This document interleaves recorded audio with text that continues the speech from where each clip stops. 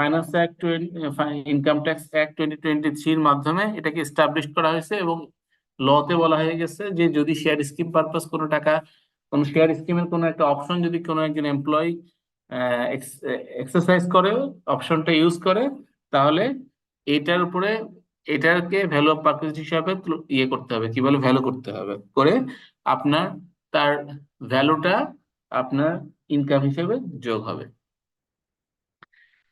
Number third, what is the treatment of travel allowance received by an employee for Sir, the exempted. performance of office duty? Exempted, sir. Exempted, sir. Yes, exempted, অর্থাৎ যদি, just a minute.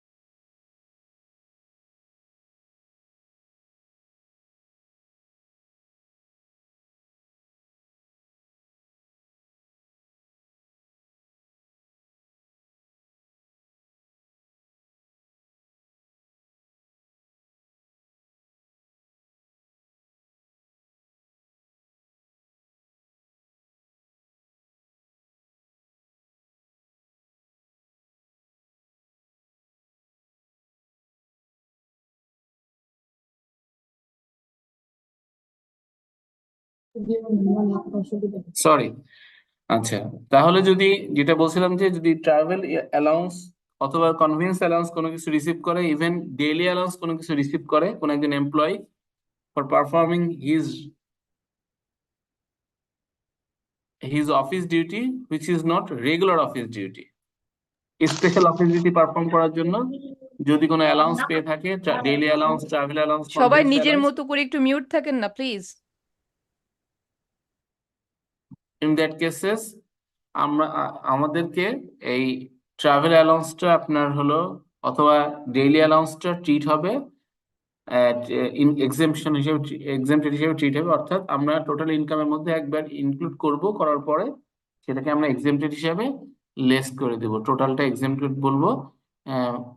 যখন আমরা যদি অঙ্ক করি তাহলে আমরা C শিডিউলের reference দিয়ে এক্সেম্পশনটার কথা বলবো, মানে যখন আপনি অ্যাডভান্স লেভেলে করবেন, এখন তার অঙ্ক হবে না সেক্ষেত্রে। আর আর যদি এরকম কোনো কিছু রেগুলার অফিস ডিউটির কথা বলা থাকে, অথবা এমন কোনো স্পেসিফিক কোনো কিছু না বলা থাকে, সেই ক্ষেত্রে কিন্তু আপনার এক্সেম্পশন হবে না। এটা আপনাদের যখন কোশ্চেনে যে নোটটা যখন দিবে তখন সেটাকে আপনার পড়ে নিতে হবে, যে কোনো special performance of office duty শুধুমাত্র হলে কোনো, এবং তখন একটা সিচুয়েশন আপনাকে বলবে যে কেউ আপনার কোনো একটা আউট স্টেশনে গেল, অথবা কোনো একটা স্পেশাল কাজ পারফর্ম করার জন্য সে ঢাকার বাইরে যাচ্ছে, চিটাগাং যাচ্ছে, অথবা অন্য কোনো দেশে যাচ্ছে, সেই অ্যালাউন্সটা কি হিসেবে ট্রিট হবে, অথবা সেটা ইনকামের মধ্যে ইনক্লুড হবে কতটুকু টাকা।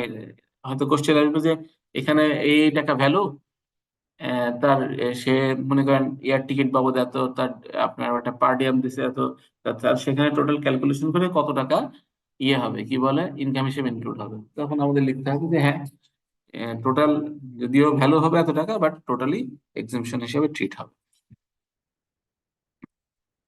Number 4, in what rate the deduction should be made at the time of paying salary to an employee? As per tax slab. Tax slab তো আমি বলি নাই, আমি কোশ্চেনে আলোচনা, আমি যখন আলোচনা করছি তখন বলছি যে আমরা কিভাবে, আমরা হলো কোন, কার উপর বেসিস করে কোন রেটে ট্যাক্স কাটবো।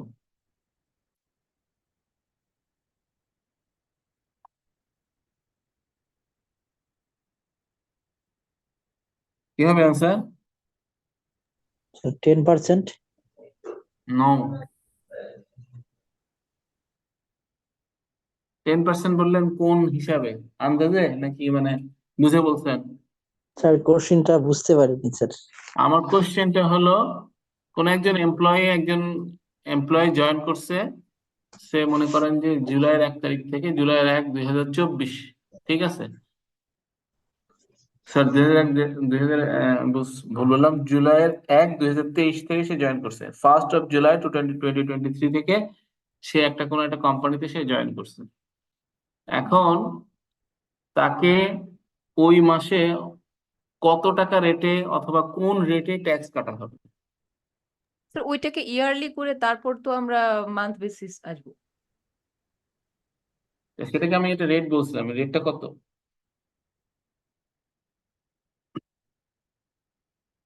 আমার কোশ্চেনটা বুঝতে পারছেন? কি একজন যিনি বললেন যে আমি কোশ্চেনটা বুঝি নাই, জি স্যার, 10% বুঝতে পারছি। আমি আপনাদেরকে বলছিলাম না, মনে নাই? আমি কি বলছিলাম যে যখন আমরা যদি কেউ কন্টিনিউ এমপ্লয়ি হয় অথবা আপনার, তখন আমরা হিসাব করব জুলাই থেকে শুরু করে পরবর্তী 1 বছর পর্যন্ত তাকে হিসাব করব, করে টোটাল ট্যাক্সেবল ইনকাম বার করব। সেখান থেকে আমরা এক্সেমশন বাদ দেওয়ার পরে কি করব, স্ল্যাবে ফেলবো, ফেলে আমার টোটাল ট্যাক্স কত হবে সেটা বার করব, করে আমরা যে কয় মাসের ডিডাকশন হবে সেই কয় মাস দিয়ে ভাগ করব। এটাকে কি বলা হয়?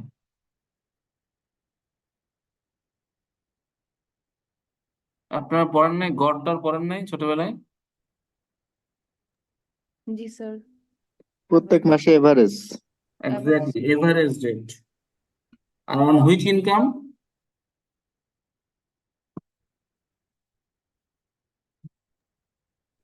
মান্থলি ইনকাম থেকে কাটা পড়বে।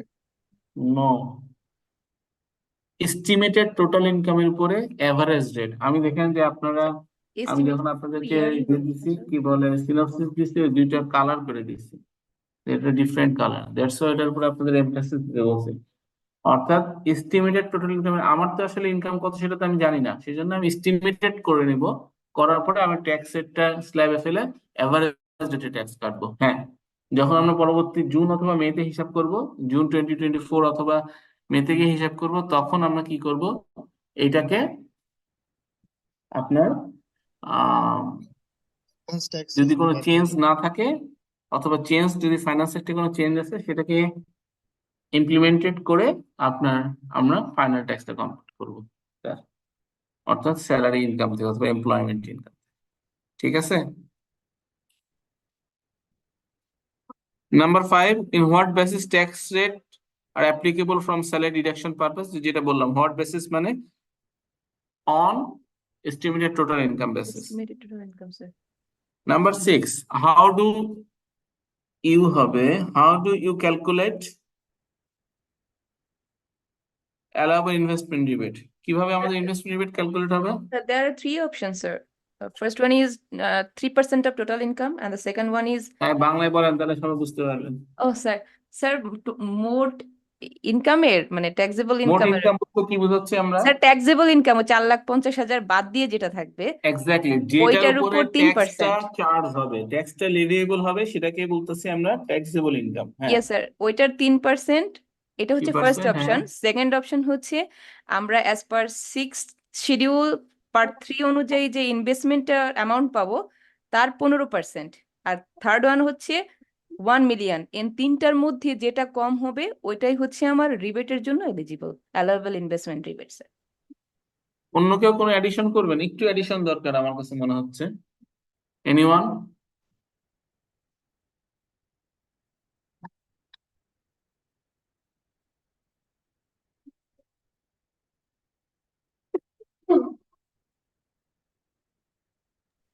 আচ্ছা, একটা মেসেজ এসেছে, আপনারা কি সব দেখছেন? The meeting will end in 10 minutes. Sir because we are using, মানে আমরা ব্যবহার করছি ফ্রি জুম, এই জন্য স্যার 40 মিনিট। স্যার গতকালকের ক্লাসটাও আমাদের স্যার খুব বাজে হয়েছিল স্যার। মানে আধা ঘন্টা পর পর খালি কেটে গিয়েছে স্যার, আমরা গতকালকের ক্লাস করতে পারিনি ঠিক না স্যার। আপনি এটাকে কমিউনিকেট করছেন? স্যার এটা জুম সার্ভারের সমস্যা। স্যার, আমাদের ও আচ্ছা আচ্ছা। স্যার আইসিএবি এর জুম অ্যাপের লাইসেন্স চলে গেছে, ওটা ঠিক না না, করতে এটা না, মনে হয় আগামীকালকের দিন পর সার্ভারে, সময় জুম লাগবে। সার্ভারে কোনো সমস্যা হচ্ছে এই জন্য কিনা। এই সমস্যাটা হচ্ছে। মামুন ভাই তোমাকে এটাই বললো আজকে বিকেলে না না, সন্ধ্যায় ফোন দিছিল, আইসিএবি বললো যে আপনার জুম অ্যাপে জুম সার্ভার এরকম চলে যাবে, এটা এটা তো মেনে নেওয়া যায় না, এটা কোনোভাবে এটা গ্রহণযোগ্য না। উই আর নট, আমরা এত গরিব স্যার না। আমাকে এটাই বললো যে অ্যাপে একটু সমস্যা হয়েছে, আজকে ক্লাসটা একটু সমস্যা হইতে পারে, আগামীকাল আচ্ছা থেকে ঠিক ঠিক আছে, হয়ে যাবে ওকে, বললো। আমরা কন্টিনিউ করি, না করতে পারলে তো শেষ। যাই হোক, জি স্যার। আহ, যেটা বলছিলাম যে আর কেউ অ্যালাউড ইনভেস্টমেন্ট রিবেট সম্বন্ধে আর কেউ কোনো কিছু অ্যাড করবেন কিনা?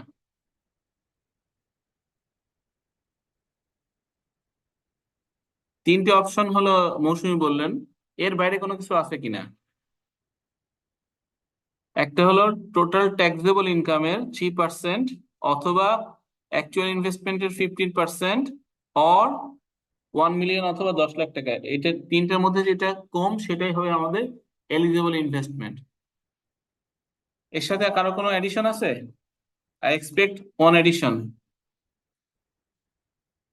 আচ্ছা, আমি বলছি, এডিশনটা হলো আমরা বলছিলাম যে 15% অফ অ্যাকচুয়াল ইনভেস্টমেন্ট লেস আমাদের reduced tax rate income or minimum tax rate applicable income অথবা এক্সেমটেড ইনকাম। অর্থাৎ আমরা টোটাল ট্যাক্সেবল ইনকাম বের করেছি, ট্যাক্সেবল ইনকামের মধ্যে যদি এমন কোনো কিছু এলিমেন্ট থেকে থাকে আপনার যে হলো রিডিউস ট্যাক্স রেট, সে মনে করেন যেটার উপরে 10% ট্যাক্স রেট প্রযোজ্য, যেমন এখন মিনিমাম ট্যাক্স রেট বলতে আছে আমাদের এখন হলো সেভিং সার্টিফিকেটের উপরে মিনিমাম ট্যাক্স রেট 10% ডিডাকশন করলে আর কোনো ট্যাক্স কাটা হবে না, তাহলে ওই ইনকামটাকে কিন্তু আমাকে এক্সক্লুড করতে হবে। তাহলে যখন আমি কম্পিটিশন করব, সে আমার ট্যাক্সেবল ইনকাম মনে করেন বের হলো 10 লাখ টাকা অথবা 6 লাখ 7 লাখ টাকা, তার থেকে যদি আমার 1 লাখ টাকা যদি কোনো রিডিউস ট্যাক্স রেট ইনকাম থাকে, সেটাকে আমার কি করতে হবে? বাদ দিয়ে দিতে হবে, মনে রাখতে হবে। আচ্ছা, এইটা একটা গেল। আবার যেখানে মিনিমাম ট্যাক্স অ্যাপ্লিকেবল আছে যেসব জায়গায়, সেই ইনকাম যদি কোনো কিছু থেকে থাকে তাহলে সেটাও আমাকে বাদ দিতে হবে। তাহলে আমাদেরকে সেকশন ওয়াইজ জানতে হবে যে কোথায় কোথায় মিনিমাম ট্যাক্স রেট প্রযোজ্য, যেটা আমাদের সেকশন 163-তে বলা আছে। সেটা আপনাদের ক্ষেত্রে এতটুকু এত বেশি অ্যাপ্লিকেবল এখন হবে না, বাট শুধুমাত্র মনে রাখেন যে সেভিং সার্টিফিকেটের উপরে কিন্তু আমাদের ফাইনাল ট্যাক্স, যেটা রিডিউস ট্যাক্স প্রযোজ্য, এবং সেটা হলো ফাইনাল ট্যাক্স। সুতরাং এই ইনকামটা বাদ দেওয়ার পরে আমাদের ট্যাক্স কি বলে ইয়ে কম্পিটিশন করতে হবে, আপনার কি বলে এই ইনভেস্টমেন্ট কম্পিটিশন করতে হবে। এটা এটা আসলে কেন করা হয়েছে? এটা করা হয়েছে যে একই আপনার একই অপরচুনিটি আসলে সব জায়গায় দেওয়া যায় না। এখন দেখেন, আপনার এই 15% অফ অ্যাকচুয়াল ইনভেস্টমেন্টের উপরে আপনার কি দিচ্ছে, আপনার হলো কি বলে ট্যাক্স ট্যাক্স রিবেট দিচ্ছে। এখন আহ, আমি যদি এমন কোনো ইনকামের উপরে, অর্থাৎ যেটা লোয়ার ট্যাক্স রেট প্রযোজ্য, সেটার উপরে আমি যদি ট্যাক্স চার্জ করি, তাহলে সেটা আসলে আমাদের জন্য কি বলে মানে অ্যাজ পার দ্য ল অনুসারে এটা আসলে কনফ্লিক্ট করে, অর্থাৎ ডাবল সুযোগ হয়ে যায়। দ্যাটস ওয়াই আমাদেরকে এই টোটাল ইনকামটা আমরা যখন ট্যাক্সেবল ইনকামটা আমরা বের করব, তার মধ্যে যেন কোনো এক্সেমটেড ইনকাম থাকবে না, রিডিউস ট্যাক্স রেট ইনকাম থাকবে না, এবং মিনিমাম ট্যাক্স রেট অ্যাপ্লিকেবল এই জাতীয় ইনকাম কোনো কিছু থাকবে না, মনে রাখতে হবে। আপনাদের দেখেন, আপনাদের সেকশন আমি যখন গত স্যার, যে ওয়ান সরি, সিক্স থ্রিতে তো স্যার আপনার কোনো রেট দেওয়া নেই, ওটা তো আমি মানে ওখানে ভেবেছিলাম মিনিমাম ট্যাক্স কোম্পানির রেট জন্য। প্রযোজ্য কোথায় কোথায় কোথায় কোন কোন ক্ষেত্রে সেটা বলা আছে, ঠিক আছে? হ্যাঁ স্যার, এইটা তো এটা হ্যাঁ, স্যার এমপ্লয়মেন্টের ক্ষেত্রেও প্রযোজ্য। এখন এটা আসলে এটা নিয়ে একটু কন্ট্রাডিকশন আছে এমপ্লয়মেন্টের ক্ষেত্রে প্রযোজ্য কিনা, এটা বাট কোম্পানির ক্ষেত্রে তো মাস্ট স্যার, হ্যাঁ কিন্তু হ্যাঁ, এমপ্লয়মেন্টের ক্ষেত্রে তো স্যার ওইভাবে। এখনো পর্যন্ত মানে আমরা যতটুকু জানছি যে এমপ্লয়মেন্টের ক্ষেত্রে প্রযোজ্য হবে না, যেহেতু আপনার হলো স্যার আমাদের এখানেও কিন্তু ইয়েতে, এমন কিছু নাই আসলে ওয়ান সিক্সটি হ্যাঁ থ্রি। ওখানে এমন কিছু নাই, রাইট।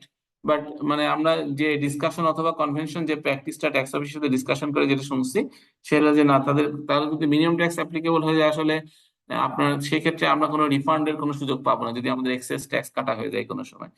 এই জন্য আসলে এখানে আপনার অ্যাপ্লিকেবল মানে আমরা এখনো করি নাই, but as per the law অনুসারে যে 163 যেটা বলে, wherever there is a deduction that is the minimum tax. Exactly sir, এটা রিলেটেড টু কোম্পানি যাচ্ছে স্যার, বিভিন্ন কোম্পানি বা অর্গানাইজেশনের সাথে, but not about employment sir right এটা হয়তো বা আবার আগামী ফাইন্যান্স অ্যাক্টে হয়তো বা ক্লারিফিকেশন আর কিছু আসবে এই আর কি। স্টিল নতুন ল তো এখনো পর্যন্ত এতটা ক্লারিফিকেশন আসে নাই। জি স্যার। ঠিক আছে, বাট আপনারা টিল নাও আপনারা ওইভাবে আপনার ক্যালকুলেশনটা করবেন এই আর কি। আচ্ছা, এরপরে আসছে আমাদের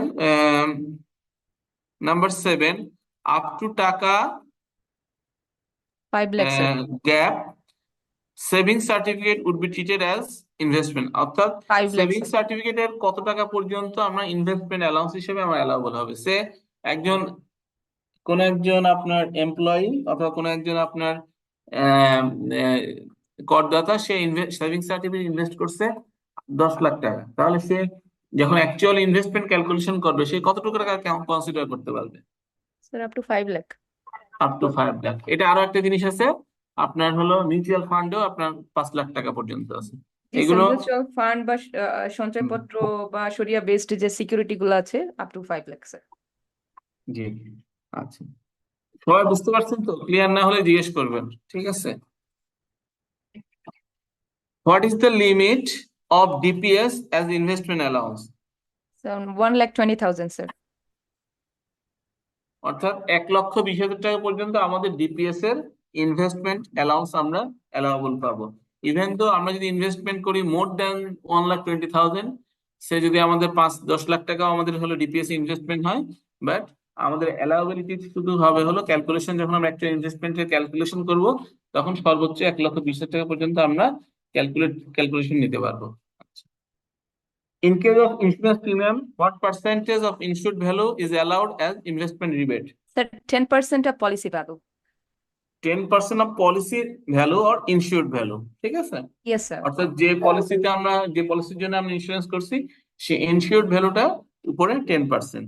যদি 10% এর বেশি হয়ে যায় তাহলে আমরা ক্যালকুলেশন করে দেখবো, যদি ইনসিওর্ড ভ্যালু থাকে অর্থাৎ পলিসি ভ্যালু যদি সেখানে থাকে, সেখানে আমরা দেখবো যে আসলে কত টাকা আছে। যদি এটা বেশি হয়ে যায় তাহলে আমাকে 10% পর্যন্ত আমার অ্যালাউ হবে, তারপর নেক্সট যে অংশটুকু থাকবে সেটা আমাদের ইনভেস্টমেন্ট হিসেবে আমরা আসবে না। Number 10, last একটা question. Which of the following contribution to unapproved provident fund be allowed as investment allowance? Option 1, employees contribution. Option B, employers contribution. Option C, both contribution. Number D, none of the above. Sir both, because এটা recognised না sir. আমি কি লিখছি? কোশ্চেনটা কি? Sir আনঅ্যাপ্রুভড। আমি বলছি যে which of the following contribution None of the to above. unapproved provident fund be allowed as investment allowance? Sir নন। মানে নিচের কোন কন্ট্রিবিউশন টুকু আনঅ্যাপ্রুভ প্রভিডেন্ট ফান্ডের মধ্যে অ্যালাউ হবে না, অ্যালাউ হবে ইনভেস্টমেন্ট অ্যালাউন্স হিসাবে। যেটা প্রভিডেন্ট ফান্ড হিসাবে আপনার হলো কন্ট্রিবিউশন করা হয়েছে আনঅ্যাপ্রুভ প্রভিডেন্ট ফান্ডে, কোন কন্ট্রিবিউশনটুকু অ্যালাউ হবে ইনভেস্টমেন্ট হিসেবে অ্যালাউন্স হিসাবে? বোথ কন্ট্রিবিউশন, না এমপ্লয়ার্স কন্ট্রিবিউশন, না employers contribution?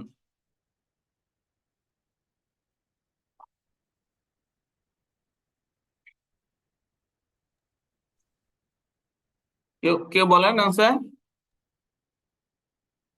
Option A. Sir কোশ্চেনে সপক্ষে যুক্তি কি আপনার?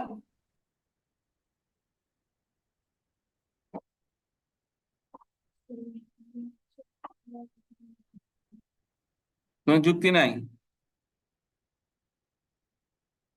লজিক বলতে হবে তো, লজিক।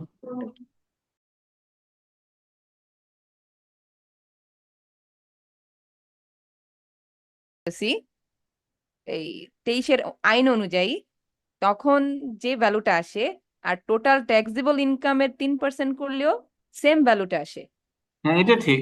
এই 3% অথবা 20% অফ ট্যাক্সেবল ইনকাম করে আপনার হলো 15% করলে আসলে দেখেন আপনার এটা কি 20% এর উপর 15% মানে কি 3% না?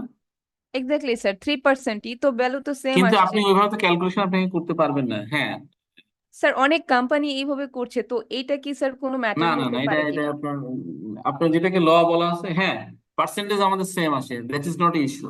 বাট আপনার যেটা ল বলা আছে সেটাকে আসলে আমাদের কনসিডার করতে হবে। তো স্যার আমি এটাকে ধরেন স্যার অডিট ইস্যুতে এটা আমি কিভাবে প্রেজেন্ট করতে পারি স্যার, একটু হেল্প তা করবেন? আপনি বলবেন যে ইন কমপ্লায়েন্ট উইথ হলো কি বলে ল, হলো ইনকাম ট্যাক্স লস। তারা যদি স্যার এরকম করে তারাও ওয়েট না, করতেছে যে ঠিক আমরা তো আছে, এখন মিনিমামটা আপনাকে নিচ্ছি। আপনাকে একটা জিনিস হলো আপনার এখানে পার্সেন্টেজ হয়তো বা কাকতালীয় ভাবে কোনো একটা ভাবে আপনার পার্সেন্টেজ ঠিক হয়ে গেছে, সেটা অন্য স্যার বিষয়, ভ্যালুটা। ভ্যালুটা। হ্যাঁ, জি এখন যদি আপনার যদি না পার্সেন্টেজ অথবা আপনার ভ্যালু যদি না ঠিক হতো তাহলে স্যার এটাই তো যে আপনার রিবেটের পরিমাণ তো আরো কম হতে পারে, তার অ্যাকচুয়াল ইনভেস্টমেন্টে রিবেটের পরিমাণটা তো আরো কম হতে পারে। তো ওইটা এক্স্যাক্টলি। এখন ওইটা আমার যদি মনে করেন যে আপনি যদি আপনার হলো আমার ইয়ে নাই কি বলে আপনার 15% আপনার হলো অ্যাকচুয়াল ইনভেস্টমেন্ট করলে দেখা যাচ্ছে আমার অ্যাকচুয়াল ইনভেস্টমেন্ট নাই, এমনও থাকতে পারে, তাহলে সেক্ষেত্রে তো আপনার 3% নাও হতে পারে, তখন স্যার থ্রি এটা তো পার্সেন্ট তাহলে 143 এবং 144 অনুযায়ী সে তো এটার জন্য তাকে পেনাল্টি দেওয়া একটা ইয়ে থাকে, হ্যাঁ তো হ্যাঁ আমি তো অবশ্যই, এটা সে যদি লকে অডিটের যদি ইস্যু আপনার, হিসাবে দেখাতে পারি স্যার। হ্যাঁ হ্যাঁ পারেন, অবশ্যই পারেন, বাট বিফোর ইয়ে ইস্যু কি বলে আপনার এটা আসলে লর ভায়োলেশন আমার স্যার কাছে তারা মনে হয়। এরকম বলতেছে যে যেহেতু আমি উক্ত ব্যক্তির ইনভেস্টমেন্ট জানি না, সে সঞ্চয়পত্র ডিপিএস বা হোয়াট এভার কি করেছে না করেছে, তো আমি ইনভেস্টমেন্টটা ধরলাম না, No, বাদ no, দিয়ে no, দিলাম। no. এটা In কি that হয় cases, sir? the law, the convention is whenever any person joined in, if it is মানে অথবা আপনার the HR person will take a আপনার ইয়ে কি বলে declaration from the employees estimated কত হতে পারে বা যে না তার অ্যাকচুয়াল সে সাফিসিয়েন্ট ইনভেস্টমেন্ট করবে এই মর্মে তার কাছ থেকে একটা আপনার ইয়ে নিয়ে কি বলে একটা আপনার ডিক্লারেশন নিয়ে অ্যাকনলেজমেন্ট। নিয়ে। হ্যাঁ, এবং আপনি 3% অফ ট্যাক্সেবল ইনকাম আপনি এখানে আপনি ক্যালকুলেশন করে নিয়ে ওইটার বেসিসে আপনাকে আপনি হলো যখন আপনি হলো ক্যালকুলেশন করছেন এস্টিমেটেড টোটাল ইনকামের উপর এভারেজ যেটা তখন আপনি করবেন, but at the time of finalization in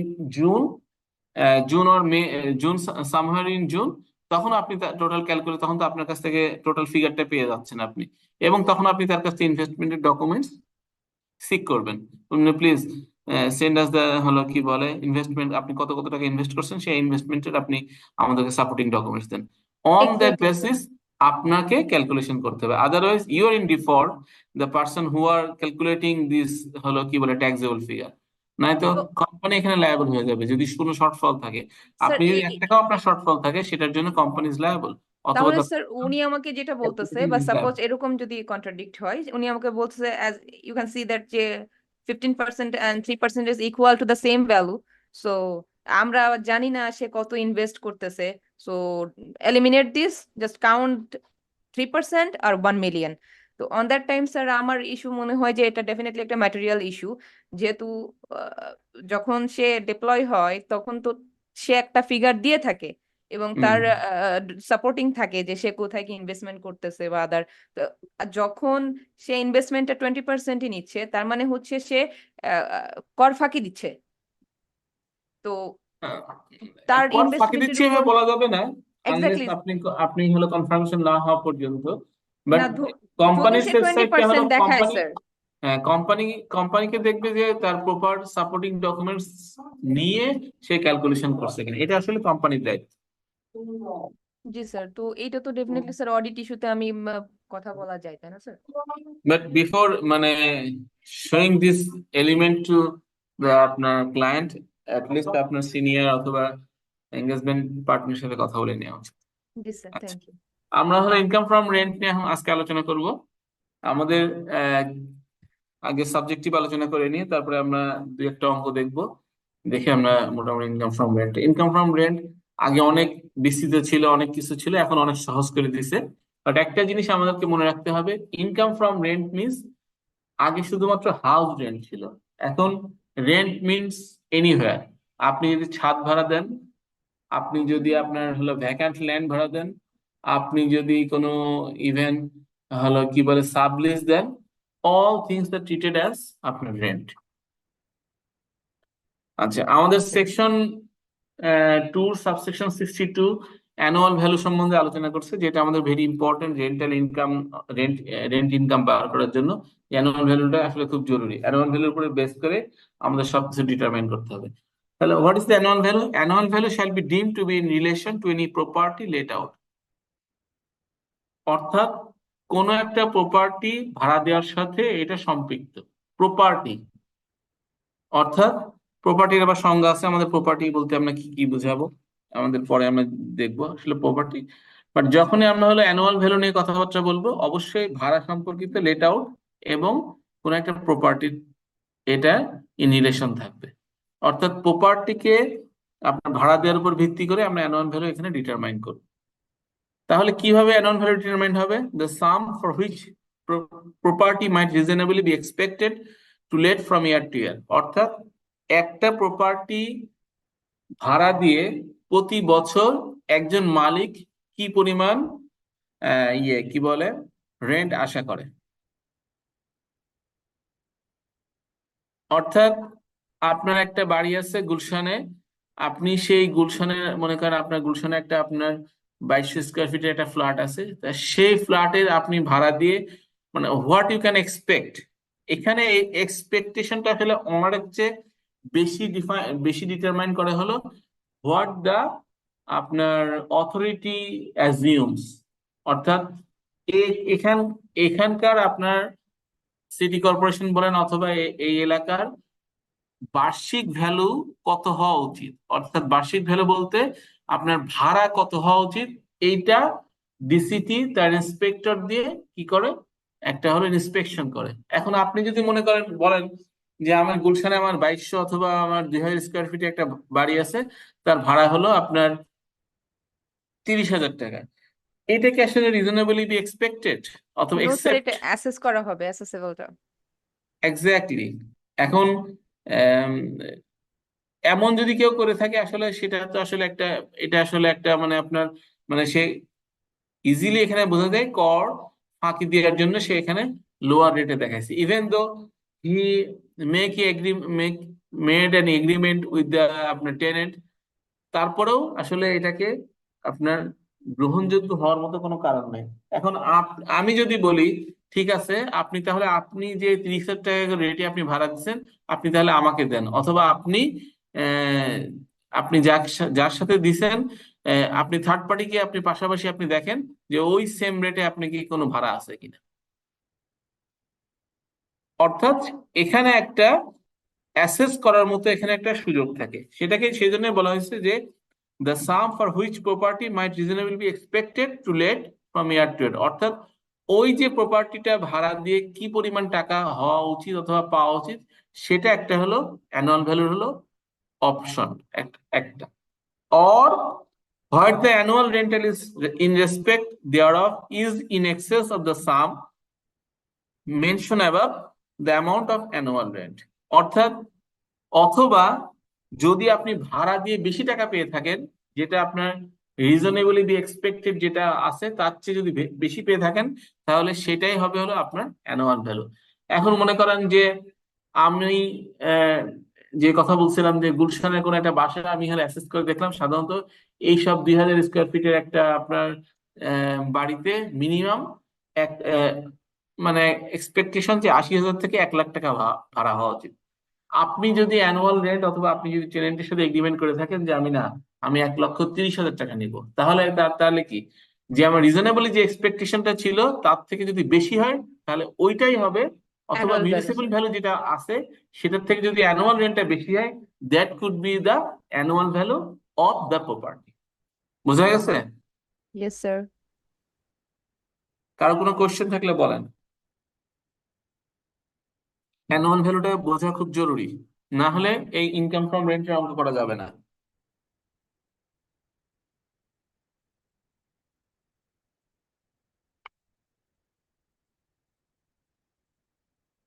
আচ্ছা, এরপরে সেকশন 35 এর সাবসেকশন 1 এ হাউস প্রপার্টির সংজ্ঞা দেওয়া হয়েছে। আমরা কিন্তু শুধু এইমাত্র বললাম প্রপার্টি, এখন আমরা আসছি হলো হাউস প্রপার্টি। আমরা প্রপার্টির সংজ্ঞা যাব। House property means the furniture, fixtures, fittings and that are integral part of a house and the land of which the house property has been situated. However, the factory building is not included in the house property. যদি factory building থাকে, factory বিল্ডিংটা house প্রপার্টির মধ্যে আসবে না, এটা property হবে, but it's not the house property. তাহলে আমি জানি যে আমার একটা হাউস প্রপার্টি আছে, হাউস প্রপার্টি মানে একটা ধরনের, আমার ফ্ল্যাটের কথাই বলতেছিলাম, ফ্ল্যাট আছে। এখন শুধুমাত্র ফ্ল্যাট না, ফ্ল্যাটের মধ্যে যদি কোনো ফার্নিচার থাকে, কোনো ফিকচার্স থাকে, কোনো ফিটিংস থাকে, যেটা আসলে ওই হাউসের ইন্টিগ্রাল পার্ট, আপনার জেনে থাকবেন অনেক সময় আমাদের মানে বড় বড় গুলশান, বনানী, বাড়িধারা এইসব এলাকায় আপনার ফুল ফার্নিশ হাউস ভাড়া দেওয়া হয়। এখন মনে করেন যাদের ফরেনাররা যারা এখানে এসে ভাড়া নেয়, তারা কি আসলে বাইরে থেকে ফার্নিচার কিনে নিয়ে আসে, নাকি বাংলাদেশ থেকে এসে ফার্নিচার আবার তারা কিনে, টেলিভিশন, ফ্রিজ, তারপরে আপনার আহ, আহ, কি বলবো, আলমিরা, তারপরে হলো সোফা, তারপরে মানে কর্টন, যা যা লাগে, তারপরে হলো আপনার কিচেন ইউটেন্সিলস, যা যা লাগে, সেগুলো আসলে তারা ফার্নিশড আকারে দিয়ে থাকে। নিয়মটা হলো আপনি আপনি এসে আপনার নিজের জিনিসপত্র নিয়ে এসে আপনি উঠবেন, আবার আপনি যখন চলে যাবেন এই জিনিসপত্রগুলো যদি আপনার হলো যে অবস্থায় পাইছেন সেই অবস্থায় আপনাকে রেডি দিয়ে আপনি আবার হলো বাড়ি ছেড়ে দিবেন। এটাই হলো আপনার ফার্নিশড হাউস নেওয়ার হলো অন্যতম শর্ত। তাহলে যদি এমন কোনো কিছু করে থাকে, সে বললো যে বাড়ি ভাড়া অর্থাৎ আপনি যেখানে থাকবেন বাড়ির ভ্যালু আপনার ধরেন বললো 80,000 টাকা, আর যে আপনি ফার্নিচার, পিকচার্স অথবা আপনি হলো ফিটিংস যেগুলো ইউজ করবেন, সেটার ভ্যালু হলো আপনার মাসে 20,000 টাকা। তাহলে টোটাল 1,00,000 টাকা এভাবে সেগ্রিগেট করে দিল। তাহলে even though they have segregated that amount, but টোটালটাকে আসলে অ্যানুয়াল ভ্যালু অথবা রেন্ট হিসাবে ট্রিট করা হবে, এবং এটাকে হাউস প্রপার্টির ভাড়া হিসাবে ট্রিট করা হবে, যদিও এটা আলাদা আলাদা ভাবে এগ্রিমেন্ট করে মেনশন করা দেয়। ইভেন দো যদি কোনো একটা ফ্ল্যাট মনে করেন, অথবা কোনো একটা হয়তো একটা আপনার এটাকে কি বলা হয়, দোতলা বাড়িকে কি বলে সাধারণত? Duplex, yes. ডুপ্লেক্স কোন একটা হাউস আছে, ডুপ্লেক্স হাউসের পাশে আপনার দেখা যাচ্ছে যে ব্যাডমিন্টন খেলার কোর্ট আছে, অথবা আপনার মনে করেন যে কোনো ল্যান্ড পড়ে আছে, অথবা বাস্কেটবল খেলার কোনো কোর্ট আছে। এখন সেটা যদি আলাদাভাবে ভাড়া দিয়ে থাকে, সেটার ভাড়াও কিন্তু আপনার কি বলে হাউস প্রপার্টির ইনকাম হিসেবে ট্রিট করতে হবে। অর্থাৎ আপনি এমনটা না যে আপনি ফ্ল্যাট ভাড়া দিচ্ছেন, ফ্ল্যাটের ভাড়াই হলো সব। এখন ফ্ল্যাটের ভাড়া যদি আপনি আলাদা আলাদা ভাবে কোনো কিছু এরকম ভাড়া দিয়ে থাকেন, তাহলে that also be included as the house property income. সেই জন্য এটাকে সিগ্রিগেট করে দেওয়া হয়েছে। বাট একটা কথা বলা হচ্ছে, the factory building is not include the house property. Factory বিল্ডিংটাকে হাউস প্রপার্টির মধ্যে সংজ্ঞায়িত করা হবে না। এখন আমরা আসি হলো প্রপার্টির সংজ্ঞায়। প্রপার্টির সংজ্ঞা বলতে কি বুঝছে? সেকশন 35 এর 3 property means house property, first one. অর্থাৎ house property is a part of the property. Land, furniture, fixture, factory building, business place, machinery, personal motor vehicle and other asset like capital nature. অর্থাৎ এমন কোনো কিছু থাকলে সবকিছুকে এখন প্রপার্টির মধ্যে ইনক্লুড করা হচ্ছে। সে মনে করেন যে আপনার একটা পুকুর আছে, সেটাও যদি আপনার হলো কোনো আপনার এমন কোনো অ্যাসেট থাকে যেটা আপনার হলো ক্যাপিটাল নেচারের, সেটা যদি আপনি ভাড়া দেন, সেটাকেও আসলে প্রপার্টি হিসেবে ইনক্লুড করা হচ্ছে। কোনো মেশিনারি, আপনি মনে করেন যে অনেকেই যেটা করে থাকে আপনার হলো বাইরের দেশে যেটা ম্যাক্সিমাম হয়, যে ওয়াশিং মেশিন আলাদাভাবে ভাড়া দেওয়া যায়। যে একটা একটা মানে প্লেসে আপনার এই যে কি বলে একটা কন্ডোমিনিয়ামের একটা প্লেসে দেখা যাচ্ছে থাকলো ওয়াশিং মেশিন থেকে, বিশাল ওয়াশিং মেশিন, সেখানে আপনার একটা সার্টেন অ্যামাউন্ট পে করে আপনি হলো কি করতে পারেন, আপনি হলো এটাকে আপনি এটা ভাড়া দিতে পারেন, এটা ঠিক আছে। তাহলে that was also treated as property, and যদি ওখান থেকে যদি কোনো ইনকাম আসে, সেই ইনকামটাকেও আপনার এই ইনকাম ফ্রম রেন্টের মধ্যে ইনক্লুড করতে হবে। এবং এমন যদি আর কোনো কিছু থাকে যেটা ক্যাপিটাল নেচারের অ্যাসেট, যেটা এখানে আসে না। আচ্ছা, সেকশন 36 অনুসারে আমরা দেখছি যে কোন কোন ইনকাম গুলো আসলে হাউস প্রপার্টি ইনকামের মধ্যে আসবে।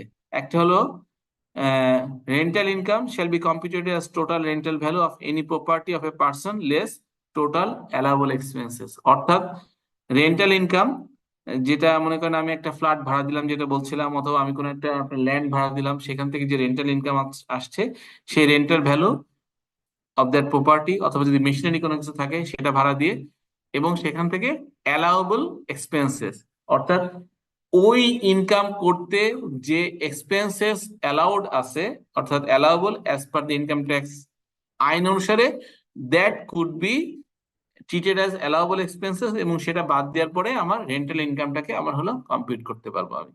আচ্ছা, নাম্বার 2 তে একটা কথা বলা হচ্ছে, সেটা হলো if any part of the property is engaged for the purpose of own business and income derive from that business is included income from business, such part shall not be included under income from rent। অর্থাৎ যদি আপনার কোনো এরকম হলো property থাকে যেটা আপনার নিজের বিজনেসে আপনি হলো ইনক্লুড করে থাকেন, আপনার নিজের বিজনেসের জন্য আপনি ইউজ করেন, তাহলে সেই ইনকামটা কিন্তু আমার কি হবে না, ইনকাম ফ্রম বিজনেস বলে ইনক্লুড হবে, সেটা কিন্তু ইনকাম ফ্রম রেন্ট হিসেবে হবে না। অর্থাৎ এমন যদি হয়ে থাকে, সে আপনার কি বলে, ইয়ে, আপনার মনে করেন যে আপনি একটা হলো আপনার নিজের একটা বাড়ি আছে, সেই বাড়িতে আপনার নিজের একটা হলো নিজের একটা বিজনেস আছে, সেই বিজনেসের থেকে সে মনে করেন আপনার একটা প্রপার্টিশিপ, অথবা আপনার একটা হলো একটা কোম্পানি আছে, আপনি কোম্পানিকে সে একটা একটা ফ্লোর ভাড়া দিচ্ছেন, তাহলে এই ফ্লোর ভাড়া থেকে আপনি তো ইনকাম করতেছেন, সেটা কিন্তু ইনকাম ফ্রম রেন্ট হিসেবে বিবেচিত হবে না। তাহলে ওই কোম্পানির আপনার তখন কি হবে, ইনকাম আপনার তখন ইনকাম ফ্রম বিজনেস হিসেবে সেই ইনকাম হিসেবে ট্রিট হবে, not income from rent. Sir ground ফ্লোরটা ভাড়া দিলে কি স্যার ওইটারও এক্সপেন্সটা আসবে না? বুঝি নাই। হ্যাঁ, এক্সপেন্স এক্সপেন্স তখন আপনার বিজনেসের মধ্যে আপনি আমি প্রপোর্শনালি এখন নিয়ে যাবো। কিন্তু গ্রাউন্ডের রেন্ট ইনকাম হবে না? না, যদি সেটা আপনার যদি বিজনেসের জন্য, আমি বলছি যে সে আপনার ধরেন এখানে 3টে ফ্লোর আছে, ওকে, 3টে ফ্লোরের মধ্যে মনে করেন একটা ফ্লোর আপনি নিজে ইউজ করেন, আর একটা ফ্লোর আপনি আপনার একটা বিজনেস হাউস আছে সেখানে আপনি ভাড়া দিচ্ছেন, আর একটা ফ্লোর আপনি থার্ড পার্টিকে ভাড়া দিচ্ছেন, সেখানে শুধুমাত্র আপনার ওই যে সিঙ্গেল একটা ফ্লোর আপনি ভাড়া দিচ্ছেন সেটা ইনকাম ফ্রম রেন্ট হিসাবে আসবে, আর যেটা আপনি আপনার কোম্পানিকে ভাড়া দিচ্ছেন সেটা আপনার ইনকাম হিসাবে আসবে, ইনকাম ফ্রম বিজনেস হিসাবে। জি স্যার, জি স্যার, ক্লিয়ার। আচ্ছা, Number 3, irrespective of nature of rent of the property, trade, business, and income from rent shall be computed under the head of income from rent। অর্থাৎ property যে ধরনেরই হোক না কি জন্য, trade, business এবং income, trade এবং বিজনেসের যে ইনকামটা সেটা ইনকাম ফ্রম রেন্ট হিসাবে বিবেচিত হবে। নাম্বার 4 বলা আছে, where more than one person owns the property, income from rent shall be computed as below। যদি কোনো একটা প্রপার্টি এমন হতে পারে যে আপনার হলো কোন একটা ইনহেরিটেড প্রপার্টি পেয়েছেন, আপনার 3-4 ভাই অথবা আপনাদের সিবলিংস, আপনার সবাই হয়তো দুই দুই ভাই 3 বোন আছেন, তারা সবাই মালিক, তাহলে এটাকে প্রপোর্শনালি কিভাবে ভাগ করতে হবে, অ্যাজ পার মুসলিম হেবা আইনে আমাদের স্পেসিফিক করা আছে যে কার কতটুকু পোর্শন আছে। সেখানে বলা আছে যে where share of the property of any person is definite and certain at the rate proportionate to the share of the ownership. তখন আপনার যেমন মুসলিম আইনে বলা আছে, যদি যে যে যে অ্যাসেটটা আপনার ছেলে যতটুকু পাবে ঠিক তার অর্ধেক পাবে হলো মেয়ে। তাহলে এইভাবে আপনার যদি যেহেতু মুসলিম আইনে ভাগ করা আছে, সেটা হলো ডেফিনিট এবং সার্টেন আছে, সুতরাং তখন সেই প্রপোর্শন অনুসারে তার ইনকাম অফ ওই অনারশিপের ইনকামটা, অর্থাৎ অনারশিপ হিসাবে সেই ইনকামটাকে সেগ্রিগেট করে যাবে। আর যেখানে আপনার প্রপার্টি শেয়ারটা ডেফিনিট না অথবা সার্টেন না, সেখানে কি হবে, সেখানে honours shall be treated as association of person, অর্থাৎ সবাই যারা মালিক আছে তাদেরকে এওপি হিসাবে ট্রিট করা হবে for the purpose of income from rent of the property. AOP একটা কোম্পানি টার্ম না স্যার? হ্যাঁ আছে, কোম্পানি টার্ম আছে আপনার, বাট এখানে আপনার কি বলা হচ্ছে, সে মনে করেন যে আপনার অনেক সময় যে হিন্দু আনডিভাইডেড ফ্যামিলি আছে, অথবা দেখা যাচ্ছে আপনার আপনার এমন কিছু আছে যে হলো ইয়ে, মানে মনে করেন যে এমন কোন একটা অ্যাসেট আছে, সেই অ্যাসেটে আপনি কিনা হয়েছে 8-10 জন মিলে শেয়ার হোল্ডাররা কিনছে, কিন্তু কার কতটুকু শেয়ার সেটা সেখানে অ্যাসাইন করা যায় না, তখন এটাকে আপনার কি করতে হবে, এটাকে আলাদাভাবে ট্রিট করতে হবে অ্যাসোসিয়েশন অফ পার্সন, অর্থাৎ সব পার্সনকে অ্যাসোসিয়েশন হিসেবে ট্রিট করতে হবে, করে তার ইনকাম ফ্রম রেন্টটাকে ক্যালকুলেট করতে হবে। তো এটার জন্য আলাদা একটা ফাইল হবে, তাই তো স্যার? এটা কারো এক্স্যাক্টলি। ব্যক্তি যাবে না। এবং পরবর্তীতে আলাদা আলাদা ভাবে ফাইল হবে, আলাদা আলাদা ভাবে ইনকাম ট্রিট করা হবে, আলাদা আলাদা ভাবে তার এক্সপেন্সেস চার্জ করা হবে, এবং সেই ইনকামের যখন চার্জ করা হয়ে যাবে, পরবর্তীতে তাদের পোর্শনটুকু আপনার হলো ট্যাক্স, মানে রেন্ট হিসেবে ট্যাক্স এবং ট্যাক্সেবল, এবং সেখানে আপনার রেন্টাল ইনকাম হিসেবে দেখানো হবে, এবং সেখান থেকে অ্যালাউবল এক্সপেন্ডিচার বাদ দেওয়া হবে। আচ্ছা, ইনকাম ফ্রম রেন্ট আমরা আসলে কিভাবে ক্যালকুলেট করব, সেটা আমাদের এবার ইনকাম ট্যাক্সের আইনে খুব ক্লিয়ারলি বোঝানো হয়েছে কিভাবে এটাকে, how do it should be calculated. একটা ফর্মুলা দেওয়া হয়েছে, ফর্মুলা সমান a is equal to b plus c plus d minus e minus f, where a is equal to total rent, অর্থাৎ টোটাল রেন্টটা কিভাবে হবে, b is equal to total rent received from the property or annual value whichever is higher, অর্থাৎ rental যে receive করলাম আমি, অর্থাৎ আমি যেটা ভাড়া পাচ্ছি, সেটা আপনার কিভাবে হবে, সেই ভাড়াটা কি আপনার হলো আম, যদি আমার যদি ভাড়াটা অ্যাকচুয়াল রেন্ট যদি আমি যে রিসিভ করছি সেটা যদি আপনার মিউনিসিপাল ভ্যালু অথবা আপনার অ্যানুয়াল ভ্যালু থেকে হায়ার হয়, তাহলে হায়ার ভ্যালুটাকে আমাকে টোটাল রেন্ট হিসেবে ট্রিট করতে হবে। আচ্ছা, number C, the amount of advance rent received from the property in that income year called by whatever name, অর্থাৎ যদি কোনো আপনি অ্যাডভান্স রিসিভ করে থাকেন, সে অনেক সময় দেখা যায় যে প্রপার্টির মালিকরা আপনার অ্যাডভান্স দিয়ে দেয়, বলে যে আপনার 3 বছর অথবা 4 বছরের হলো আপনার অ্যাডভান্স, সরি 3 মাস অথবা 4 মাস অথবা 6 মাসের অ্যাডভান্স নিছে। বিশেষ করে অনেক বড় বড় প্রপার্টিতে, কমার্শিয়াল যেগুলো প্রপার্টিতে থাকে, সেগুলো ইভেন তারা 1 বছর পর্যন্ত তার অ্যাডভান্স নেয়। সেই অ্যাডভান্সটাকে কি করতে হবে, সেটাও আপনার ইনকাম হিসেবে যোগ করতে হবে, অর্থাৎ টোটাল রেন্টের মধ্যে রিসিভ করতে হবে। D is equal to any other amount from the property or monetary value of any benefit received in the name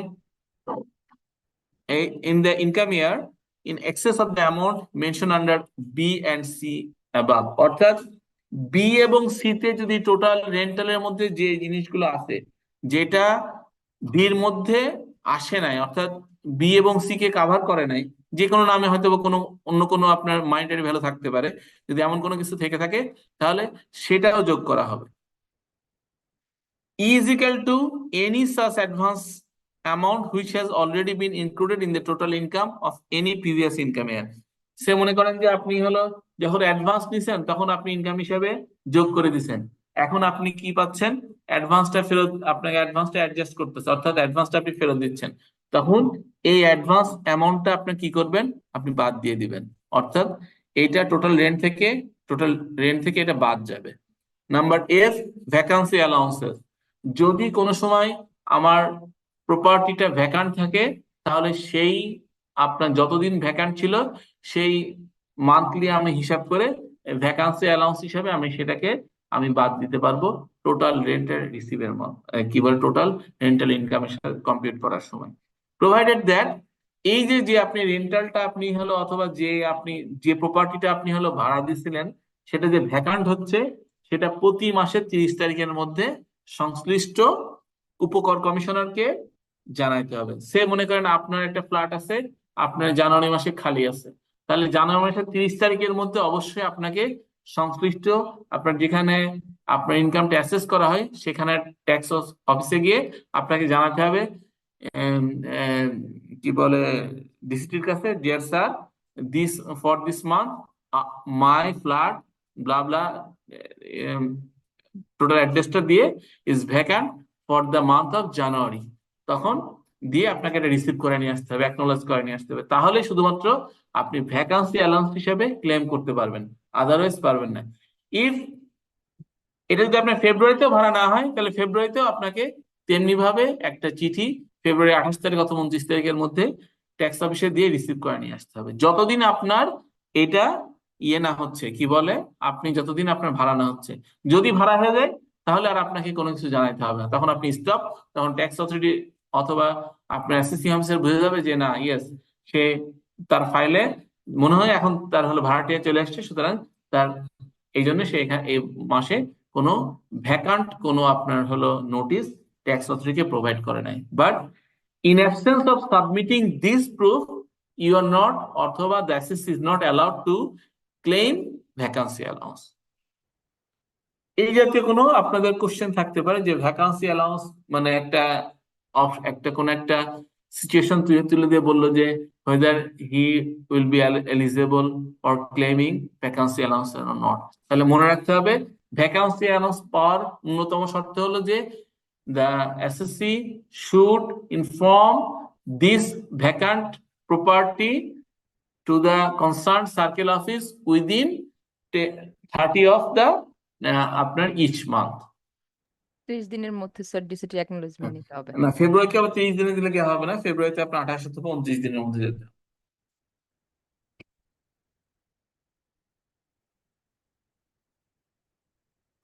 আচ্ছা, এরপরে আছে আমাদের section 38 allowable deduction from income from rent. অর্থাৎ আমরা কি কি ডিডাকশনটা আমরা অ্যালাউড হবে আমাদের in computing the income from rent. Number 1, land development tax. অবশ্যই আপনাকে আপনার প্রপার্টি থাকলে আপনাকে প্রতি বছরে খাজনা দিতে হবে, যেটাকে বলা হয় ল্যান্ড ডেভেলপমেন্ট। এটা ভূমি উন্নয়ন অধিদপ্তরে এই খাজনাটা দিতে হয় প্রতি বছরে। এই ল্যান্ড ডেভেলপমেন্ট ট্যাক্সটা যেটা আপনি পে করে আসবেন সেটা অ্যালাউবল এক্সপেন্ডিচার।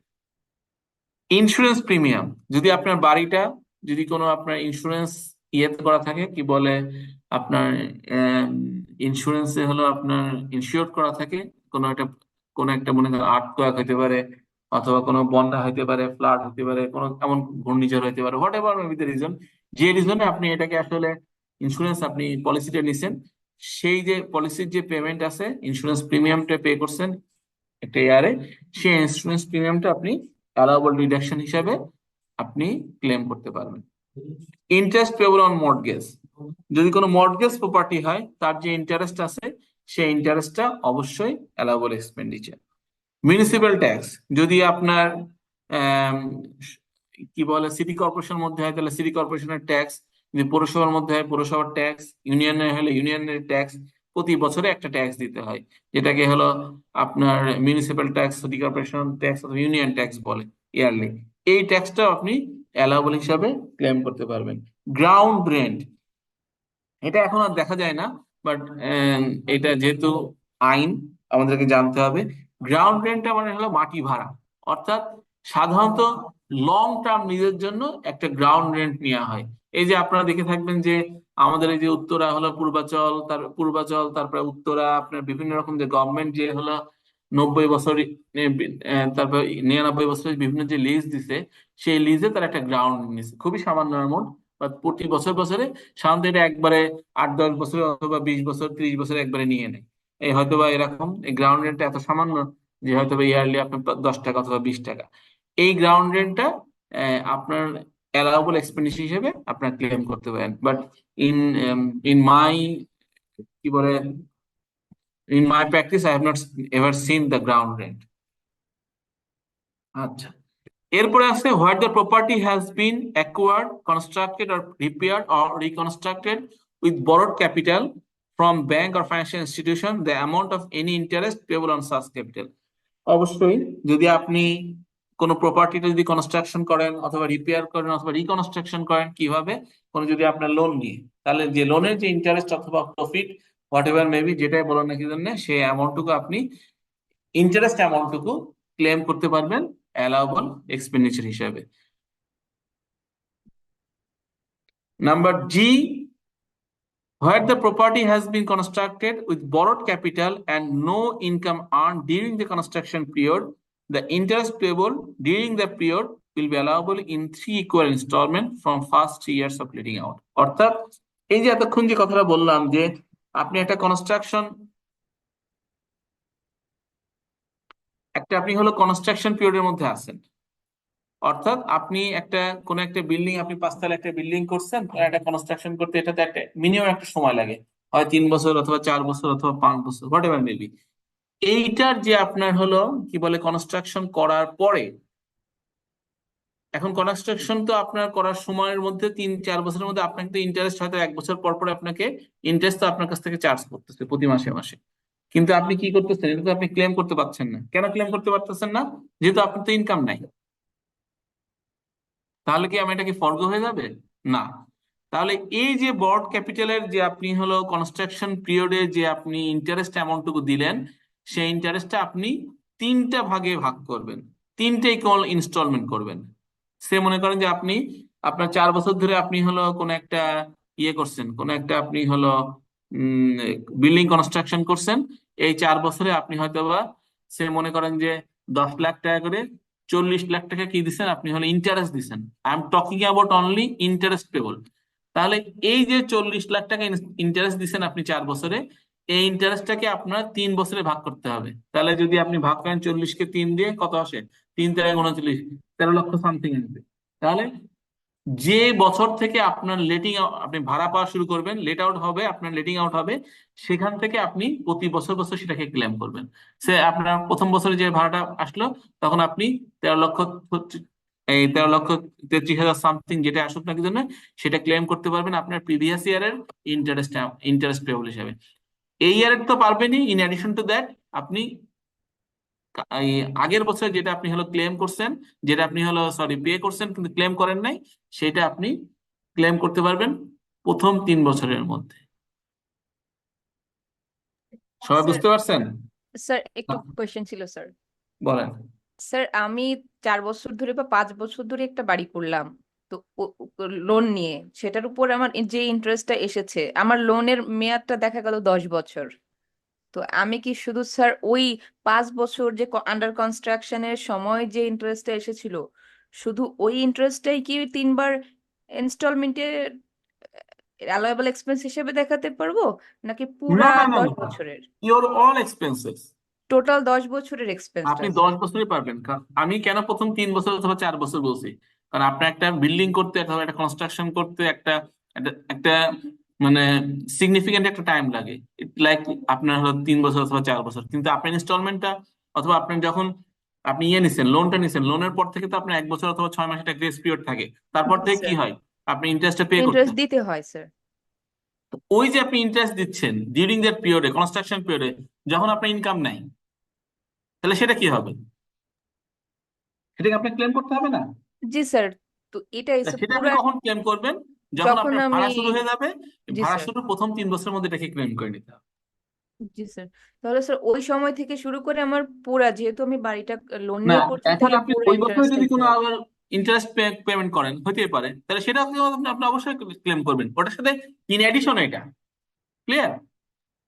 জি স্যার, তাহলে কনস্ট্রাকশন রিলেটেড আমার লোনের উপর টোটাল ইন্টারেস্টটাই আমি 3টা কনস্ট্রাকশন রিলেটেড না, ইনস্টলমেন্টে। কনস্ট্রাকশন পিরিয়ডের মধ্যে, অর্থাৎ হ্যাঁ কনস্ট্রাকশন পিরিয়ড আপনার যে কয় বছর হোক না কি জন্য, সেটার মধ্যে যে আপনি তখন যে ইন্টারেস্টটুকু পেমেন্ট করছেন, সেই ইন্টারেস্টটা যদি আপনার, অবশ্যই আপনি ক্লেম করেন নাই যেহেতু আপনার হলো ইনকাম ফ্রম রেন্ট ছিল না।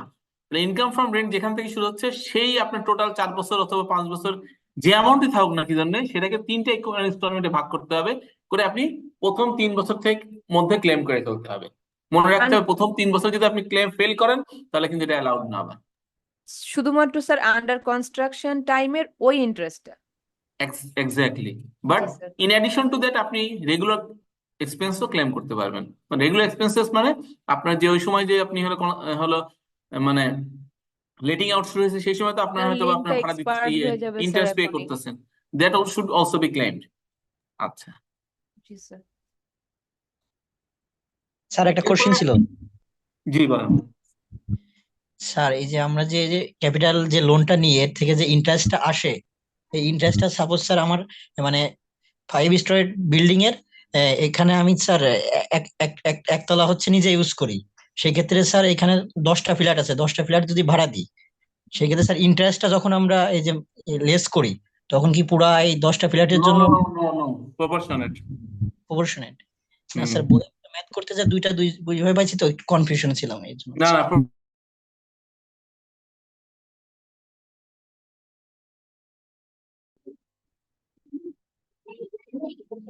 আচ্ছা, আমরা আবার শুরু করি। জি sir. In in respect of expenditure, of repairs, collection of rent, water and sewerage, electricity and other expense. আচ্ছা এটা কি কোনো কোশ্চেন ছিল? কয়েকজন যেন কোশ্চেন করছিল স্যার ক্লিয়ার, বুঝতে পারছি স্যার। আচ্ছা আচ্ছা, ঠিক আছে। রিপেয়ার মেইনটেন্স এক্সপেন্ডিচার হিসাবে কিভাবে আমরা হলো ক্লেম করব, এটার একটা হলো স্পেসিফিক গাইডলাইন আছে ইনকাম ফ্রম রেন্ট থেকে, কিভাবে এটাকে আমরা হলো ক্যালকুলেশনটা করব। For repairs, collection of rent, water and sewerage, electricity and other expenditure related to maintenance and provision of basic services. অর্থাৎ এই যে 5টা এক্সপেন্ডিচার আছে মেনশন আপনার বিলো, নাম্বার 1 হলো repairs, collection of rent, water and sewerage, electricity and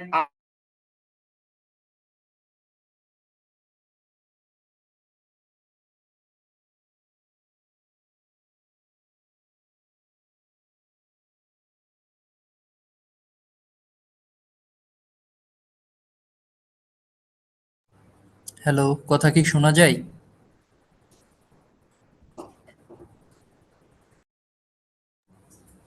sir মনে হয় বার হয়ে গেছে। স্যার আছে।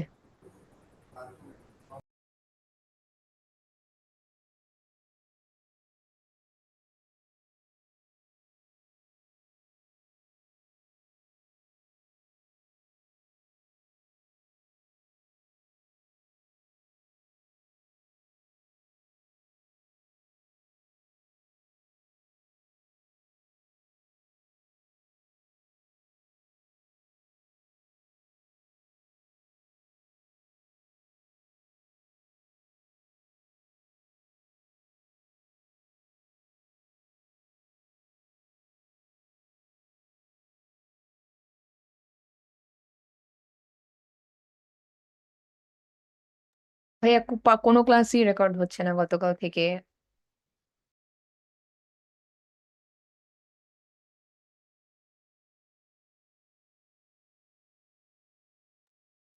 না ভাইয়া, না। সা- না, না, তাইলে ওরকম তাইলে তো পারেন কিভাবে? আমাদেরকে একটু শেখান।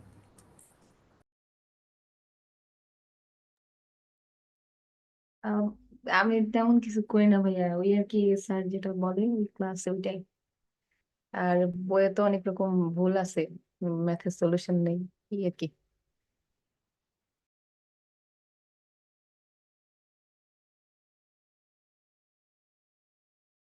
ট্যাক্সের এক্সাম দিবেন কে কে? নাইম ভাই ট্যাক্সের এক্সাম দিবেন? তাহলে কে দিচ্ছে আমাদের এখান থেকে ট্যাক্স এন্ড এমআই? জি আপু, আমি দিব। ভাইয়া, নাম কি ভাইয়া? নাম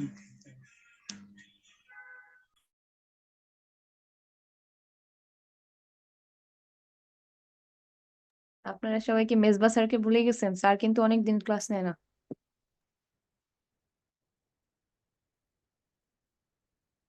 স্যারের 2টা ক্লাস হয়েছে। হ্যাঁ, স্যার অনেক দিন হয়ে যাচ্ছে স্যারের ক্লাস নাই। আমরা ভুলবো কেন আপু? স্যার তো আপনি আপনি যোগাযোগ করবেন, স্যারকে নিয়ে হ্যাঁ, ডাকেন। আচ্ছা ভাইয়া, ওই দিন ম্যাম কি আমার লাস্টে, অবশ্য আমি ছিলাম না, তো হ্যাঁ, কোয়েশ্চেনটা কি এ- সলভ এ- করছিলেন? যে নাইমা সুলতানা ম্যাম? না, কোন ম্যাম? মোনা মার্জানা ম্যাডাম, একটা কোয়েশ্চেন রাখছিলাম, পরে বলছিলাম যে হুম। ওইটা কি পরে ম্যাম সলভ করছিল কিনা। জি আপু, আপনার কোশ্চেনের সলভ করে দিয়েছে অ্যাকাউন্টিং। মনে আছে কি কি বলছিল? না আপু, আমার মনে নেই, তো সলভ করে দিয়েছে লাস্ট। আসলে আমি ছিলাম না, তাই মিস করেছি, ওই সময়টা ছিলাম না।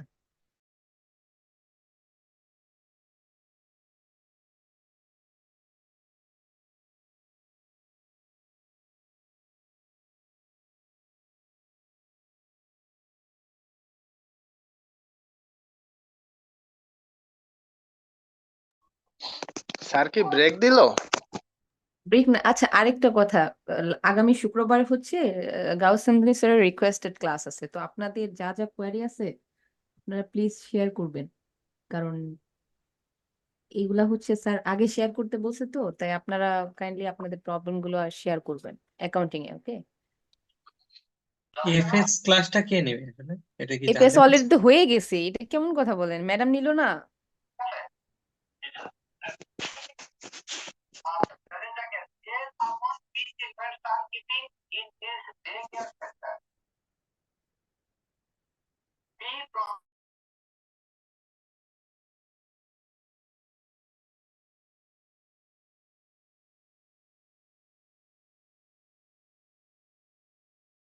The reason.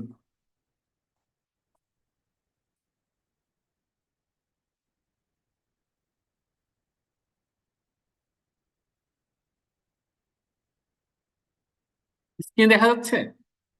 Yes sir.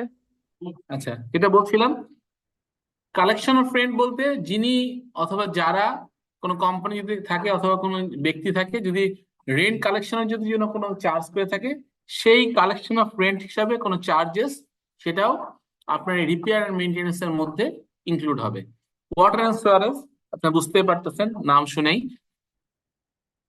Electricity মানে কমন ইলেকট্রিসিটি যেটা আছে সেটা, and other expenditure related to maintenance of and provision of basic services.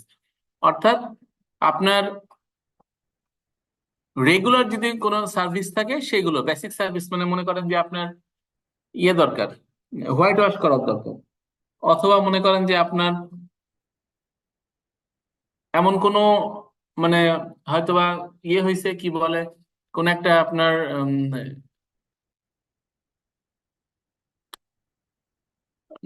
Earthquake হতে পারে, অথবা আপনার কি বলে কোন একটা বন্যা হতে পারে, হয়ে বেসিক কোনো কিছু আপনার মানে আপনার ইয়ে না, গ্রসলি না, বেসিক যদি কোনো কিছু এরকম কোনো ক্ষতি সাধন হয়ে থাকে, অনেক সময় দেখা যায় যে একটা পিলারে কোনো ফাটল ধরছে, অথবা দেখা যাচ্ছে যে আপনার ইয়ে কি বলে বাথরুম থেকে পানি চুয়ায় আপনার ইয়ে নষ্ট হয়ে যাচ্ছে, হোয়াইট ওয়াশ নষ্ট হয়ে যাচ্ছে, অথবা আপনার প্লাস্টার নষ্ট হয়েছে, এই যে বেসিক যদি প্রভিশনের কোনো সার্ভিসেস এরকম থাকে, এই রিলেটেড এক্সপেন্ডিচার করতে এটাকে বলা হচ্ছে যে হেডটা হলো রিপেয়ার এন্ড মেইনটেনেন্স হেড।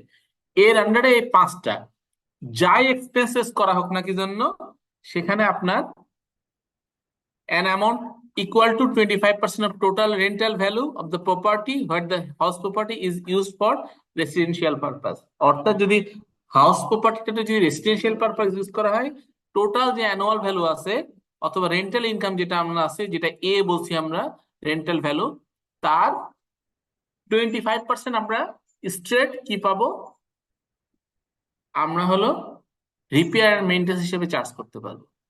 এখানে কোনো আগে এক সময় বলা হতো সাপোর্টিং দেখাতে হবে, এখানে কোনো সাপোর্টিং এর কোনো ইস্যু নাই। আপনি স্ট্রেট 25% যদি এই প্রপার্টিটা যেটা আপনি রেন্টাল প্রপার্টি যেটা আছে, রেন্টেড প্রপার্টিটা সেটা যদি রেসিডেন্সিয়াল পারপাস ইউজ করা হয়ে থাকে, তাহলে 25% স্ট্রেট আপনার total annual rental value charge করতে পারবেন রিপেয়ার এন্ড মেইনটেনেন্স হিসাবে। বাট কোন কোন কোন কোন কোন আন্ডারে, যে পাঁচটা আমি বললাম, যে আপনার হলো collection of rent, water and sewerage, electricity, basic provision, আর আপনার রিপেয়ার্স। আচ্ছা, এরপরে 30% of total rental value of the house where the property is used for commercial purpose. যদি কমার্শিয়াল পারপাস যদি প্রপার্টিটা ইউজ করা হয়ে থাকে, কমার্শিয়াল এলাকায় যদি ইউজ করা হয়ে থাকে, অর্থাৎ আপনার কমার্শিয়াল প্লট সেটা, তখন আপনি 30% ক্লেম করতে পারবেন total rental value as a repair maintenance expense হিসেবে, and an amount equal to 10% of the total rental value for other asset। মানে এখানে যদি আপনার হাউস কি বলে রেন্টাল হাউস না হয়, আপনি মনে করেন যে আপনি একটা মেশিনারি ভাড়া দিচ্ছেন, সেক্ষেত্রে তার 10% অফ দ্য রেন্টাল ভ্যালু আপনি ক্লেম করতে পারবেন রিপেয়ার এন্ড মেইনটেনেন্স।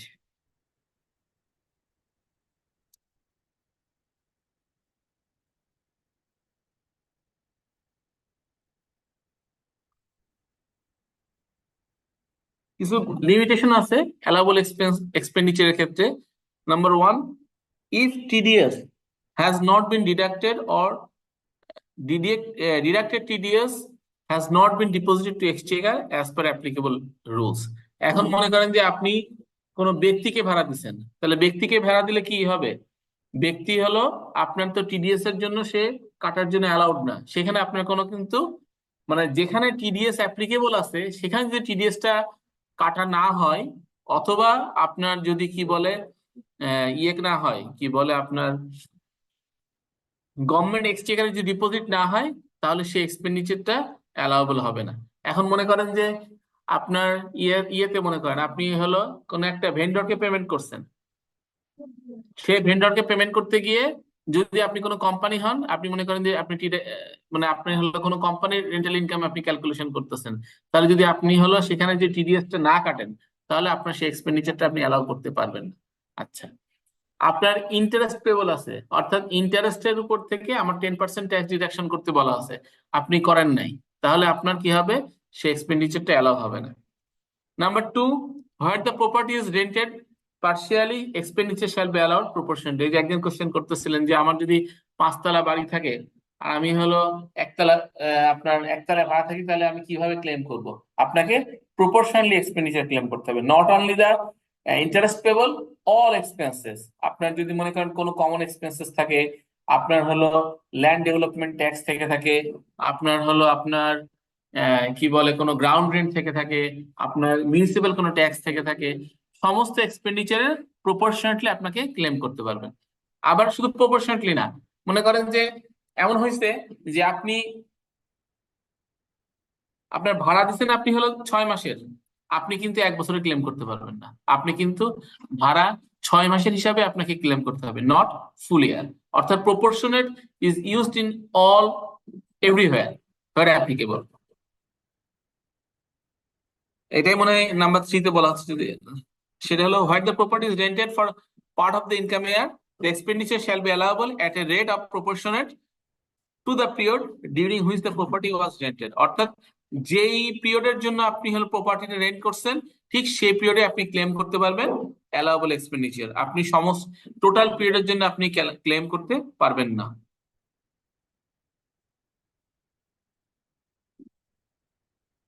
আচ্ছা, deduction at source from rental income, 5% tax deducted করতে হবে রেন্টাল ভ্যালু থেকে। কোন কোন কারা কারা করবে তাদের ক্ষেত্রে বলা হয়েছে হলো আপনার any house property, any hostel or guest house, vacant land, মানে any vacant land or equipment or any water body not being government property. এইসব জায়গা থেকে এইসব যখন আপনি ভাড়া দিবেন, মানে rental value of property, hostel, guest house, vacant land, তারপর water body not being government property, এখান থেকে অবশ্যই আপনাকে ট্যাক্স ডিডাকশন করতে হবে। এখন ট্যাক্স ডিডাকশন করবে কারা? স্যার এখানে ওয়াটার বডিটা কি স্যার? ওয়াটার বডি মানে ভাই যে ইয়ে পানি, পানি যেটাকে বলা হয় আপনার এই যে কি বলা হয়, এই যে কি বলে বাংলা কথা ওই যে আপনার ইয়ে থাকে না, বিভিন্ন রকম আপনার ইয়ে ভাড়া দেয় না, পুকুর ভাড়া দেয় না, এটাকে ওয়াটার বডি বলা হচ্ছে। এই যে আপনার মনে করেন যে উম, মাছ চাষ করার জন্য ভাড়া দেয়, তারপরে মনে করেন যে বিভিন্ন রকম হলো আহ, কাজে ইউজ করার জন্য যেটা ভাড়া দেয়, সেটাকে স্যার সেটাকে হলো ওয়াটার বডি বলা হচ্ছে। ওয়াটার বডি মিনস হলো আপনার এটাকে কি বলবো জানি, একদম সুন্দর বাংলা একটা কথা আছে, আমার কথাটা আসতেছে না। স্যার গ্রামে যে ওই যে পানি উঠে যে মেশিন গুলা মাঠে যে নো নো পানি নো দেয় no no no no no no, এটা আসলে ওগুলা নাকি? না না না না, ওয়াটার বডি মিনস আপনার মনে করেন যে আপনার একটা পুকুর আছে না, এই পুকুর সাধারণত এদেরকে বলা হচ্ছে ওয়াটার বডি। এটা হলো আপনার ভাড়া দিয়ে আপনি যদি কোনো রেন্টাল ইনকাম করেন, সেখান থেকে আপনার ট্যাক্স ডিডাকশন করতে হবে। পুকুর, তারপরে নর্দমা, তারপরে যে আপনার ইয়ে ভাড়া পুকুরের দেয় না, লিজ স্যার, বিল টিল আছে না, অনেক স্যার প্রাইভেট বিল বিল বিল আছে। স্যার যেগুলো হ্যাঁ হ্যাঁ, লিজ দেয় এগুলো স্যার বাট বিল বা বাউর, প্রাইভেট বাউর যেগুলো আছে। হ্যাঁ হ্যাঁ, আবার ওই যে আপনার গভর্নমেন্ট প্রপার্টি না, যেমন আপনি যদি মনে করেন যে আপনি হলো এই ইয়ের বিল, এই যে নাম কি যেন বলে, চলন বিলের একাংশ ভাড়া দিলেন, চলন বিলের কি মালিক আপনি নাকি বলেন? হয়তো আপনি না ভাড়া স্যার, এটা দিতে তো পারেন, ওইটা আপনি দখলটা দখল করে নিয়ে ভাড়া দিতে পারেন, বা সেটা তো আপনার হলো ইয়ে না, সেটা তো আপনার বৈধ না। বাট এটা ভাড়া দিতে পারে কে? গভর্নমেন্ট ভাড়া দিতে পারে। বাট গভর্নমেন্ট কোনো প্রপার্টির কাছ থেকে কোনো গভর্নমেন্ট ভাড়া দিতে পারে, কিন্তু তার কাছ থেকে কোনো ট্যাক্স কাটতে পারবেন না। গভর্নমেন্ট অনেক সময় তার হলো এরকম আপনার বিরান কিছু বনভূমি অথবা বিরান তারা জলরাশি তারা ভাড়া দিয়ে থাকে, আপনার তারা অনেক প্রাইভেট মানে অনেক নদীও তারা বিভিন্ন মৎস্যজীবীর কাছে ভাড়া দিয়ে থাকে। বাট গভর্নমেন্টের কাছ থেকে কোনো গভর্নমেন্টকে যখন পে করবেন, তখন কোনো ট্যাক্স কাটতে পারবেন না।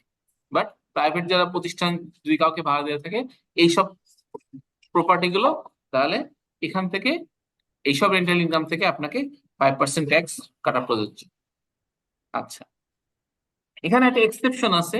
এক্সেপশনটা বলতেছে যে deputy commissioner of taxes on an application gives a certificate to an owner of the house property that to the শুধু হাউস প্রপার্টি না, এখানে আসলে এখানে প্রপার্টি হবে, to the best of his belief the owner is not likely to have any accessible income during any income year or the income is otherwise exempted from payment of income tax under any provision of Income Tax Act 2023।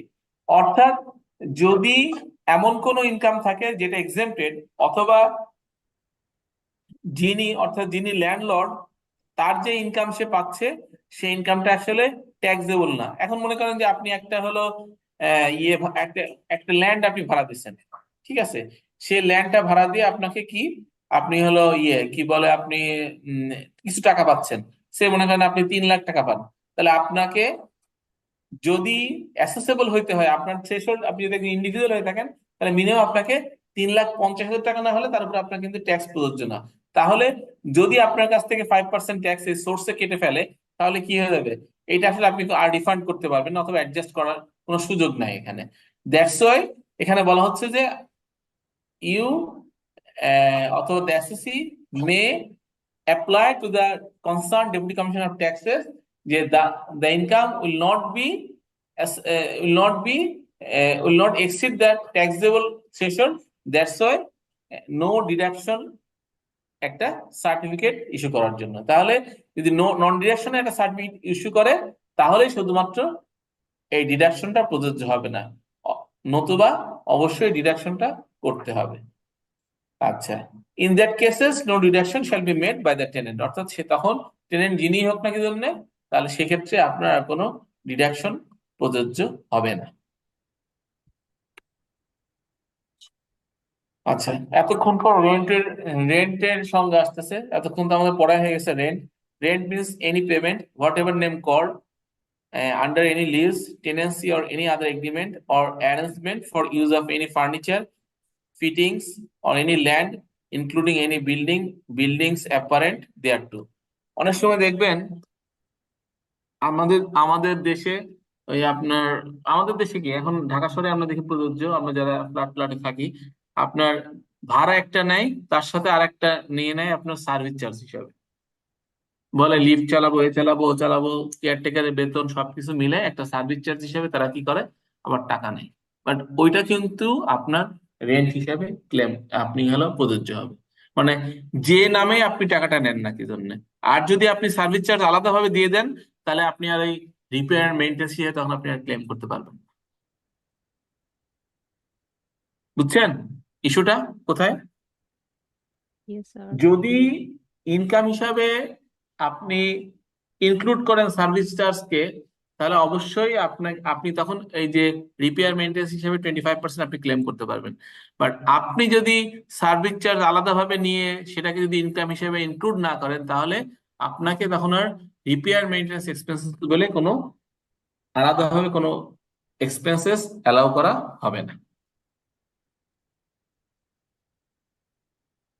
আচ্ছা, maintain of books and records, আমাদের rule 8A অনুসারে বলা আছে যে যারা আপনার হলো person having ownership or position of any property whether used for commercial or residential or any other purposes receives any rent exceeding টাকা 25,000 per month, he shall have to operate a separate bank account for the purpose of depositing rent and advance receipt, and he or she shall also maintain a separate register for recording particulars and tenants and amount received or receivable from the tenants। অর্থাৎ যদি কোনো একটা property income থেকে আপনি 25,000 টাকার উপরে আপনি income, মানে ফ্ল্যাট হোক অথবা আপনার কোনো বাড়ি হোক, 25,000 টাকা করে পার মান্থ আপনি যদি পেয়ে থাকেন কোনো একটা ইন্ডিভিজুয়াল একজনের কাছ থেকে 25,000 টাকার উপরে, তাহলে আপনাকে অবশ্যই সেটাকে নিতে হবে ব্যাংক রিসিপ্ট হিসাবে।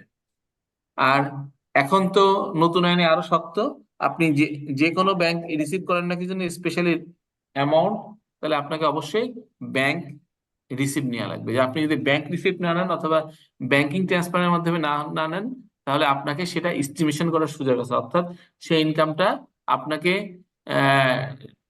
ডেপুটি কমিশনার অফ ট্যাক্সেস তার ওন জাজমেন্টের বেসিসে এটাকে এস্টিমেট করতে পারে। যদি আপনি ব্যাংকে আপনি প্রপারলি আপনি হলো এগ্রিমেন্ট করেন এবং এগ্রিমেন্টের বেসিসে আপনি ব্যাংকে টাকা হলো রিসিভ করেন, তাহলে সেক্ষেত্রে আপনার এস্টিমেশন হয় অনেক সময়, আর সেক্ষেত্রে এস্টিমেশনের সুযোগটা কম থাকে। এবং সেক্ষেত্রে আপনাকে অবশ্যই প্রত্যেকটা টেনেন্টের আপনার হলো ইন্ডিভিজুয়ালি কি মেনটেন করতে হবে, আপনাকে আপনার খাতা মেনটেন করতে হবে, এবং তাদের জন্য যে খরচ টরচ গুলো করতেছেন, অর্থাৎ তাদের জন্য বলতে কোনো আপনি এই যে অ্যালাউবল এক্সপেন্ডিচার যেগুলো আছে সেখানে যা যা খরচ করছেন তারও একটা হিসাব রাখতে হবে, proper books and accounts maintain করতে হবে।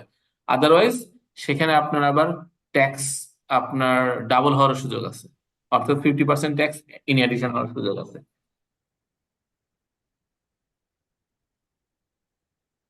আচ্ছা, সেকশন 267 এর সাবসেকশন 2 তে পেনাল্টি প্রভিশন আছে।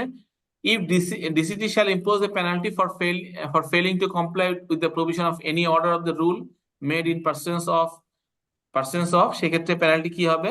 50% of the tax payable on house property অথবা property income or 5,000 whichever is higher। অর্থাৎ যদি আপনি এই যে বুকস অফ অ্যাকাউন্টস মেনটেন না করেন, অথবা আপনি কোনো কিছু আপনি হলো কোনো এমন কোনো আপনার আসলে আমি পরীক্ষা দেবো সামনে ব্যাংকের, স্যারগুলো তো 22-এরও পাইলাম। মাইদুল ভাই সাইলেন্ট প্লিজ।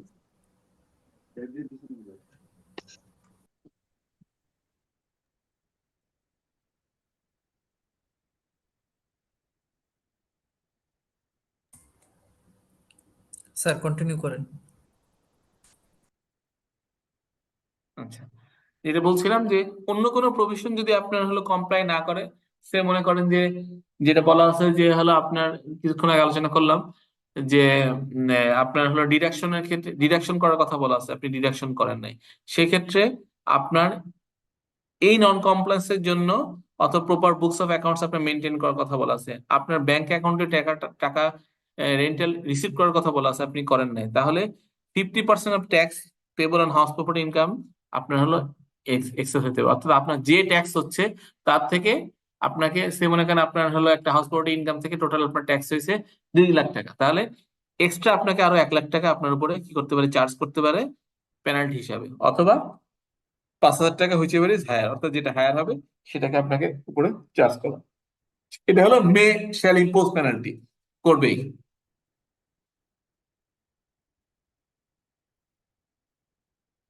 আচ্ছা, একটাই শুধু এক্সেমশন আছে এই আপনার ইনকাম ফ্রম রেন্ট থেকে, সেটা বলা আছে যে any income derived from house property held under trust, এটা কিন্তু শুধুমাত্র হাউস প্রপার্টির ক্ষেত্রে, held under trust or other legal obligation wholly or religious or charitable purpose is exempt from payment of taxes. However, this tax exemption will not be applicable for non-government organization। অর্থাৎ যদি কোনো house প্রপার্টির income থাকে কাদের, কোনো trust অথবা কোনো আপনার অন্য কোনো লিগ্যাল অব্লিগেশন আছে, যারা যারা রিলিজিয়াস অথবা চ্যারিটেবল পারপাসে আপনার কোনো অপারেশন অথবা তাদের অপারেশন চালিয়ে থাকে, যেমন আপনি এখানে বলতে পারি যে আঞ্জুমান মুফিদুল ইসলাম, তারপরে হলো আপনার এরকম আছে কিছু কিছু হসপিটাল আছে যারা ট্রাস্টের আন্ডারে আপনার ফুললি রিলিজিয়াস অথবা চ্যারিটেবল পারপাস তারা হলো কি করে, তারা ইনকাম করে, অর্থাৎ তাদের ইনকামটা আসলে কোনো ব্যক্তি অথবা কোনো একটা আপনার ইয়ের কাছে যায় না, কোনো একটা নির্দিষ্ট কোনো গোষ্ঠীর কাছে যায় না, তারা ট্রাস্টের মাধ্যমে এটা করে থাকে। অবশ্যই ট্রাস্ট করতে হবে এবং ট্রাস্টের মাধ্যমে অথবা এমন কোনো লিগ্যাল ফর্ম করতে হবে যেটা কিসের জন্য, অবশ্যই রিলিজিয়াস এবং চ্যারিটেবল পারপাস, তাহলে শুধু ওই ইনকামটা, ওই house property income of that trust will not be taxable, অর্থাৎ সেখানে সেই ইনকামটা হবে এক্সেম্পটেড। বাট এনজিওর ক্ষেত্রে আপনার এই আইনটা প্রযোজ্য না। অনেক এনজিও আছে হলো আপনার কি বলে, ট্রাস্টের মাধ্যমে অনেক এনজিও আছে, যেমন Bangladesh legal aid and trust, BLAST যেটা বলা হয়, ব্লাস্ট একটা এনজিও, তাদের ক্ষেত্রে কিন্তু এই এক্সেম্পশনটা প্রযোজ্য হবে না। কোনো কোশ্চেন থাকলে বলতে পারেন।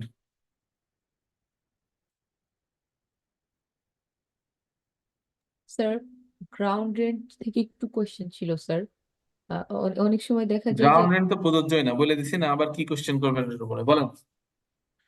স্যার ওইটার ওইটার একটা বাড়ির পুরা বাড়ি ভাড়া দেওয়া, কিন্তু গ্রাউন্ড রেন্টের 1 মাসের খালি ছিল, তো ওইটা দেখা যায় এক্সপেন্সও নিয়েছে, আবার মেইনটেনেন্সের ওখানেও একটা ক্যালকুলেশন করেছে 1 মাসে স্যার। বুঝি না আবার বলুন কথাটা। স্যার গ্রাউন্ড রেন্টের ক্ষেত্রে এটা হচ্ছে হাউস প্রপার্টি রেন্ট স্যার। তো পুরা বাড়িটা ভাড়া দিয়েছে এবং গ্রাউন্ডটাও ভাড়া দেওয়া ছিল। তো ওইখানে স্যার এক্সপেন্স গ্রাউন্ড মানে কি, মানে কোনো মানে land, vacant land, house vacant property sir, house property. হ্যাঁ হ্যাঁ বলেন। একটা বাড়ির গ্রাউন্ড ফ্লোর স্যার ভাড়া দেওয়া। তো হুম। গ্যারেজ গ্যারেজ হতে পারে। তো ওইটা স্যার ওইখানে অ্যালাউ এক্সপেন্সেস এর মধ্যে ওইটা আলাদা করে দেখাইছে গ্রাউন্ডের ওই অংশটা। যদিও বলতেছে যে আপনার ব্ল্যাঙ্ক ছিল মানে খালি ছিল স্যার। স্যার আমি একটু পুরাটা বলি। ওটা বলতেছে যে টেনান্টটা গ্রাউন্ড ফ্লোরে the house without paying rent for 1 month, এটা 1 মান্থ এটা খালি ছিল। তো এই 1 মান্থ খালি থাকায় ওইটাও স্যার হিসাবের মধ্যে আনছে, মানে 1 মাসটাও আপনার অ্যালাউয়েবল আনকালেক্টেবল রেন্ট এক্সপেন্স হিসেবে দেখিয়েছে। না না না, এটা হবে না। প্রপোর্শনালি আপনার হলো চার্জ করতে হবে। এটাই তো। এটা মনে হয় একটা পুরাতন আইন অনুসারে করা আছে, মনে হয়, বুঝতে পারছেন? জি স্যার, এটাই। Okay sir. হুম। Law is very specific. যদি আপনার হলো আপনার যদি ভ্যাকান্ট থাকে, তার যদি আপনি আহ, সেটা যদি আপনি না করেন, সেটা যদি আপনি কোনো না নেন, কি বলে, ইনকাম যদি না করেন, তাহলে সেখান থেকে আপনি কি করতে পারবেন না, অ্যালাউবল এক্সপেন্ডিচার ক্লেম করতে পারবেন না তার জন্য। ঠিক আছে? জি স্যার, থ্যাংক ইউ।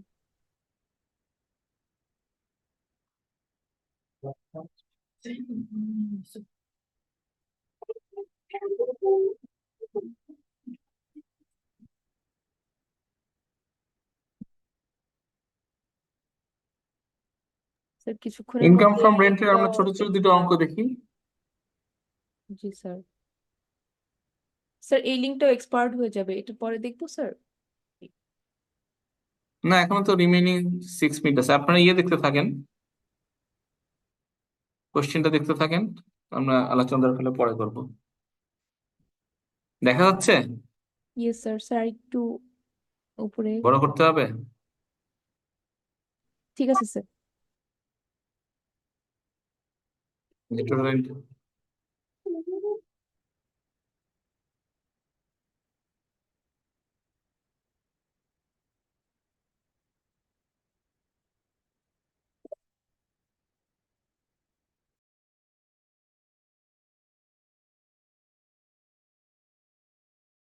আপনার অঙ্কটা দেখেন, খুব ছোট অঙ্ক, একেবারে খুব ছোট। যদি ছোট ছোট কোনো কোশ্চেন থাকে এরকম জাতীয় থাকতে পারে, এই আর কি। দেখা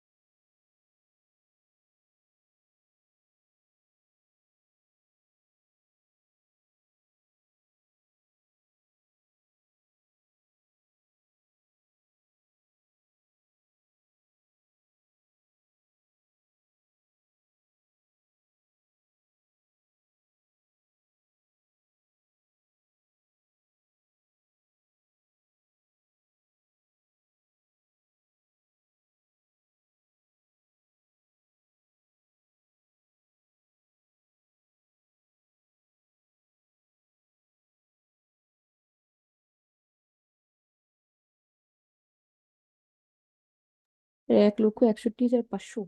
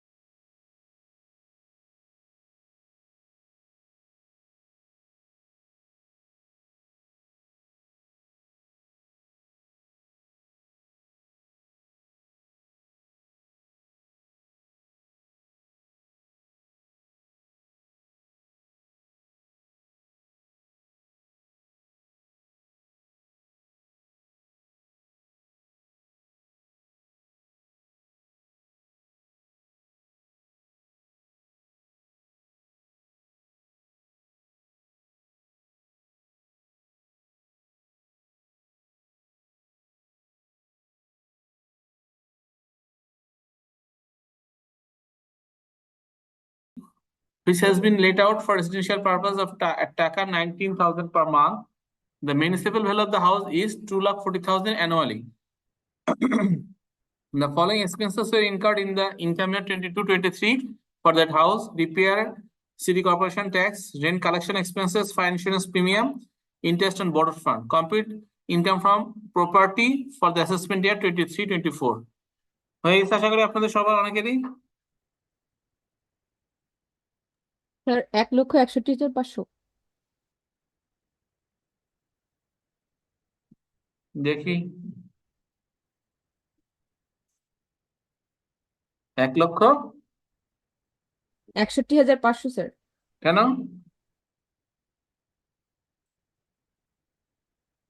কিভাবে স্যার বলেন? অ্যানুয়াল ভ্যালু 2,40,000 টাকা। অ্যানুয়াল ভ্যালু মান্থলি রেন্ট আসতেছে হলো 2,28,000, তাই না? জি স্যার, or 2,28,000 municipal value হলো আসে। 2,40,000, So তাহলে 2 লাখ। whichever is higher, জি তাহলে স্যার, হায়ারটা কত? 2,40,000, তাহলে আমরা অ্যানুয়াল রেন্ট 2,40,000। পাইলাম। জি স্যার। এরপর আমরা অ্যাডমিসিবল এক্সপেন্সেস বাদ দিব। স্যার ওই যে রিপেয়ার আর রেন্ট কালেকশন, এই দুইটা হচ্ছে এখানে রিপেয়ার এন্ড মেইনটেনেন্স এর মধ্যে আসবে।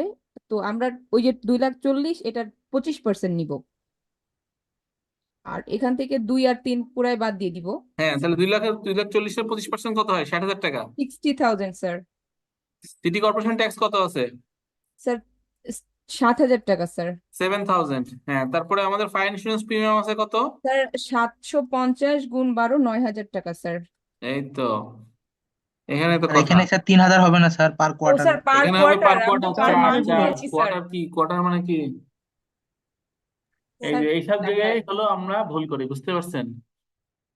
সেই জন্য কিন্তু ওই আপনার যখন অপশন থাকবে দেখবেন এই পার 12 দিয়ে গুণ করেও কিন্তু একটা অ্যান্সার থাকবে, 3 দিয়ে গুণ করেও একটা অ্যান্সার থাকবে, 4 দিয়ে গুণ করে একটা অ্যান্সার থাকবে। 1,55,500 হবে স্যার। কি বললেন? 1,00,000? স্যার তাও হয় নাই মনে হয়। 750 গুণ 4 আসবে, হ্যাঁ, তাহলে 3,000 টাকা। 3,000 টাকা আসলো। আর এরপরে আছে হলো আমার interest interest. On borrowed fund. G sir, interest on borrowed fund আমার কত আছে? 2,500 টাকা। 2,500। জি তাহলে স্যার। আমি টোটাল 2,500 দিলে টোটাল আমার এক্সপেন্ডিচার দাঁড়ায় হলো 72,500 টাকা, জি if I sir, am not wrong. 72,000। তাহলে আমাদের টোটাল ইনকাম দাঁড়াবে, ট্যাক্সেবল ইনকাম দাঁড়াবে হলো 1,67,500। জি স্যার। আপনারা কে কে করছেন? মিলছে সবার সাথে? স্যার ওই কোয়ার্টারই তো সব উল্টা পাল্টা দিল স্যার, করেছিলাম। সুতরাং অঙ্ক করলেই হবে না, অঙ্ক সেই জন্যই বলি যখন অঙ্কটা করবেন মনে হচ্ছে কিন্তু খুব ছোট্ট একটা অঙ্ক, বুঝতে পারছেন, কিন্তু এইসবের জন্য কিন্তু আমরা অনেক সময় ভুল করি। এখন যদি মনে করেন এটা আপনার ওয়েট থাকতো 5, আপনি যদি অ্যান্সার যদি করে বসতেন খুব তাড়াতাড়ি কুইকলি, আপনার কিন্তু 5-এর মধ্যে কত আসতো? নীল। তাহলে আমাদেরকে এরকম ইনফরমেশন কিন্তু কোশ্চেনে দেওয়া থাকবে।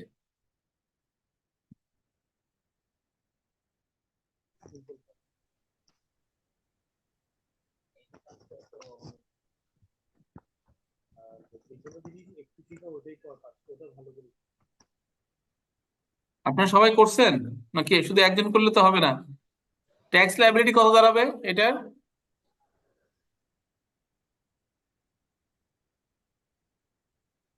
Sir minimum tax 5,000। Tax liability কত দাঁড়াবে মিনিমাম ট্যাক্স? এই এতদিন ক্লাস করার পর যদি এই কথা বলেন যে মিনিমাম ট্যাক্স হবে 5,000, তাহলে কেমনে হবে? মিনিমাম ট্যাক্সটা কখন প্রযোজ্য?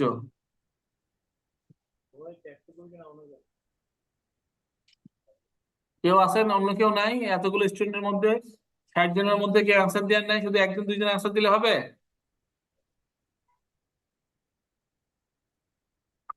মিনিমাম ট্যাক্সটা কখন প্রযোজ্য? দিয়ে থাকলে কি থাকলে? সিটি কর্পোরেশনে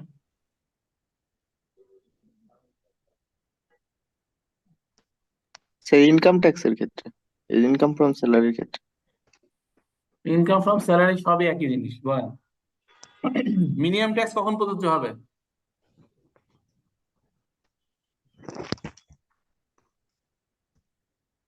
3.5 লাখ ক্রস করলে।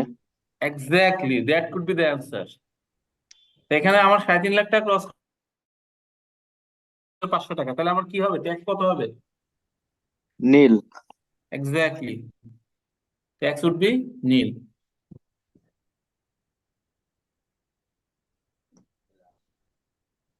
Question number 1 এ কারো কোনো কথা আছে?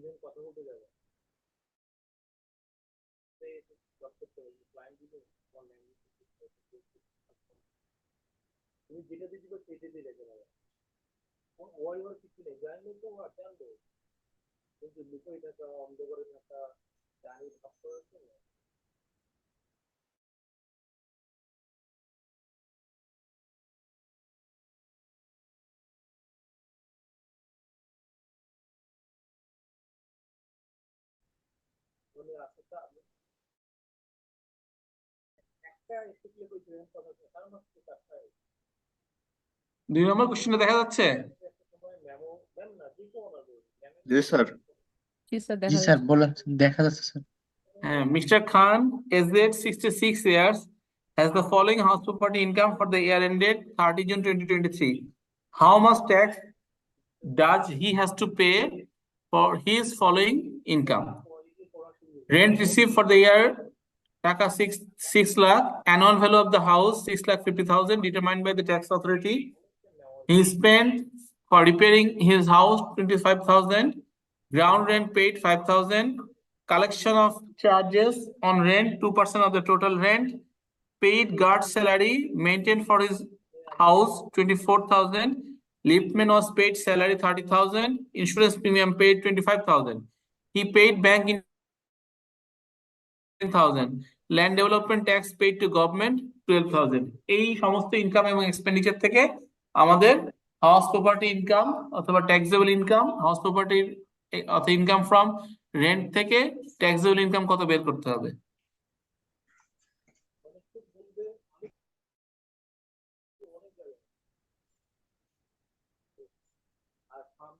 দেখি আপনার করেন, দেখি করার পরে আমি ইয়ে করব, কি বলে আপনাদের সাথে শেয়ার করব।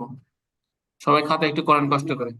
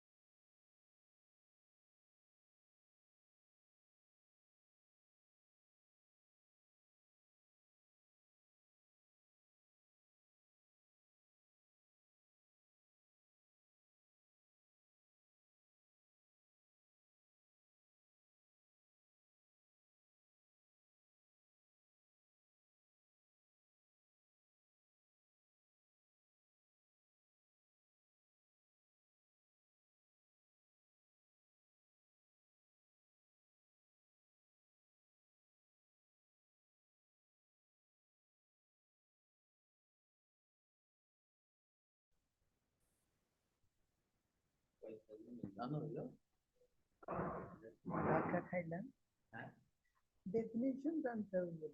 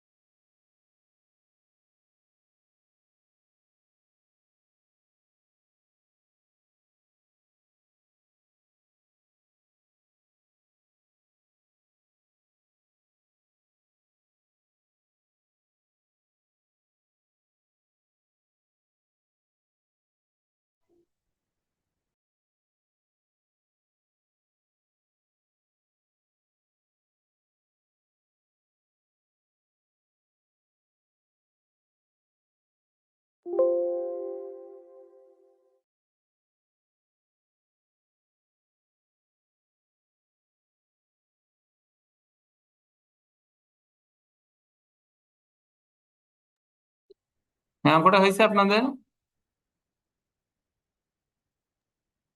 জি স্যার।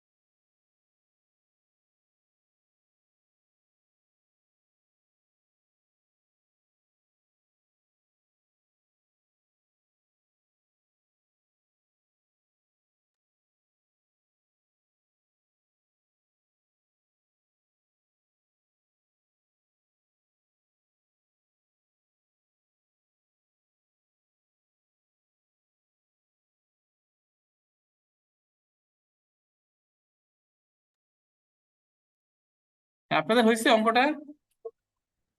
জি স্যার, করেছি, হয়েছে কিনা। হ্যাঁ বলেন অ্যান্সার কি হয়েছে। আমাদের ইয়ারলি রেন্ট কত আসছে? Sir 2 lakh, As 6,50,000 per the question হলো 6 লাখ আছে আমাদের রেন্ট 50,000, রিসিভ করছি, আর অ্যানুয়াল ভ্যালু হলো 6,50,000। That means 6,50,000। তাহলে আমাদের হলো হায়ার ভ্যালু হবে 6,50,000। ওকে। স্যার 25%, 1,62,500। আচ্ছা, এরপর আমাদের অ্যাডমিসেবল এক্সপেন্সেস আছে কি কি? অ্যাডমিসেবল এক্সপেন্সেস আছে হলো রিপেয়ার হিজ হাউস 25,000 টাকা, এটা আসবে না। গ্রাউন্ড রেন্ট আসবে, গ্রাউন্ড রেন্ট হলো 5,000। Collection of charges. Collection of চার্জেসটাও আপনার হলো আসবে না জি স্যার। এটা। গার্ড স্যালারি আসবে না, লিফট।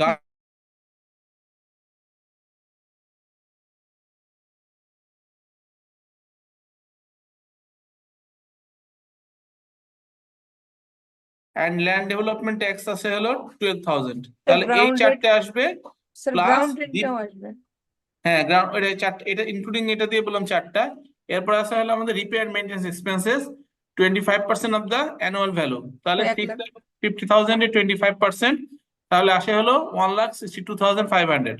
জি স্যার। তাহলে টোটাল আমাদের অ্যাডমিসেবল এক্সপেন্সেস হবে হলো 2,14,500। 2,14,500। তাহলে এটা থেকে যদি আমরা বাদ দিই, আমাদের 4,35,500। ট্যাক্সেবল ইনকাম হলো 4,35,500 স্যার। 4,35,500। ট্যাক্স কত আসতেছে আমাদের? স্যার এক্সেমটেড হবে 4,00,000, 35,500 উপর 5%, 1,775। হ্যাঁ, যেহেতু ওনার এজ হলো 66, yes sir. Senior citizen, that's why exempted. তার হলো 5%-এ তার ট্যাক্স আসে হলো 1,775। আর ইনি কোন এলাকায় বাস করে? স্যার উনি হচ্ছে, ধরে নিলাম অ্যাজাম্পশন যে উনি ঢাকা সিটি বাস হ্যাঁ, করেন। যদি আমরা অ্যাজাম্পশন ধরে নিই তাহলে ঢাকা সিটি কর্পোরেশন, তাহলে হবে আমাদের 5,000। 5,000।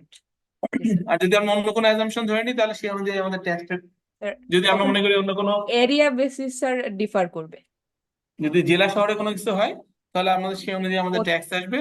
তাহলে আমাদের ট্যাক্স আসবে তখন 3,000 অথবা 4,000, ডিপেন্ডিং অন দা আপনার লোকেশন। Yes sir. তাহলে if we assume it হলো 5,000, he is staying at Dhaka City Corporation, then minimum tax would be 5,000. 5,000 sir.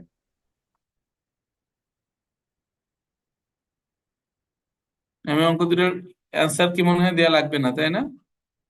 Yes sir, এটা আমার হয়েছে সেকেন্ডটা। এটা না দিলেও হবে। ওকে,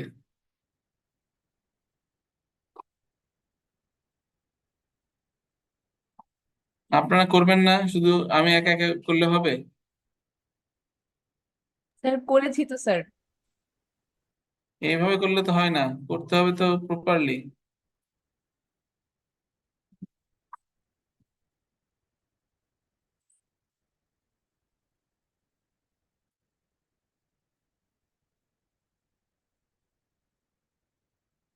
আচ্ছা ঠিক আছে, দিয়ে দিচ্ছি।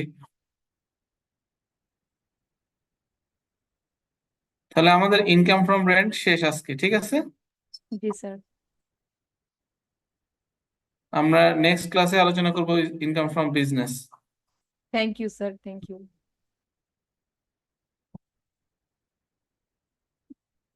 একদিনে শেষ হবে জানি জানি না, বাট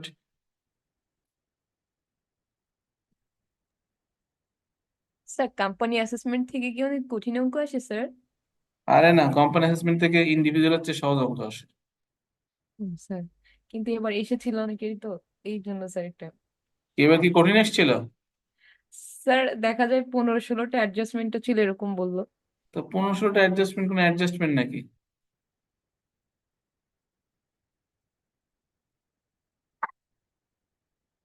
স্যার আপনি আমাদেরকে কোম্পানি অ্যাসেসমেন্টটা দেখাবেন স্যার। হ্যাঁ, কোম্পানি আমি দুইটা তিনটা অঙ্ক দেখাবো ইনশাল্লাহ। জি স্যার ইনশাআল্লাহ।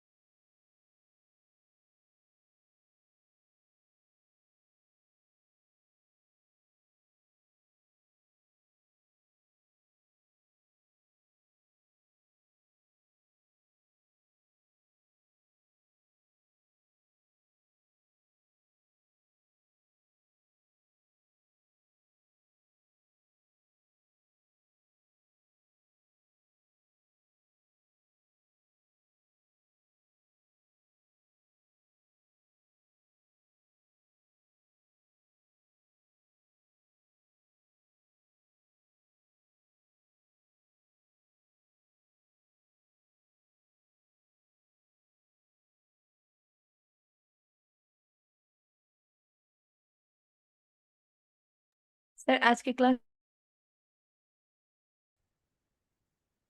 আমরা শেষ করতে just a minute. G sir.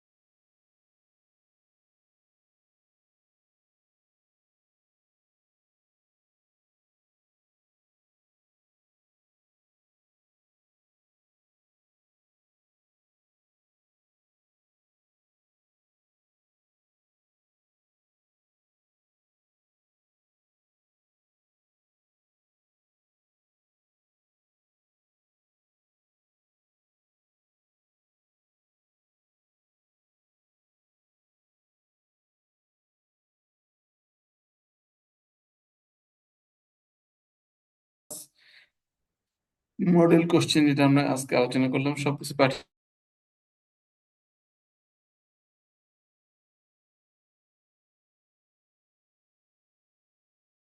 করবো। ইনশাল্লাহ আজকে এ স্যার, পর্যন্ত। আসসালামু আচ্ছা, আলাইকুম স্যার।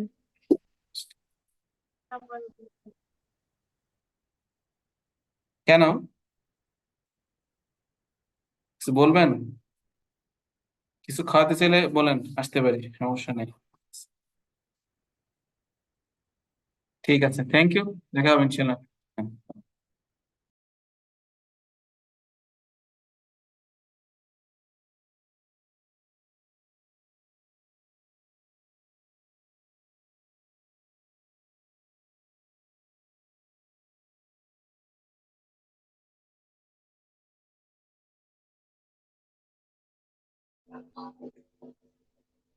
আজকের ক্লাসে কি হোস্ট নাই ভাই? ভাই ক্লাস 10:30 পর্যন্ত ছিল না?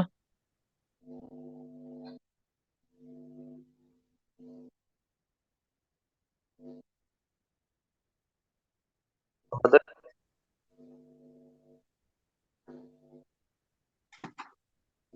আমাদের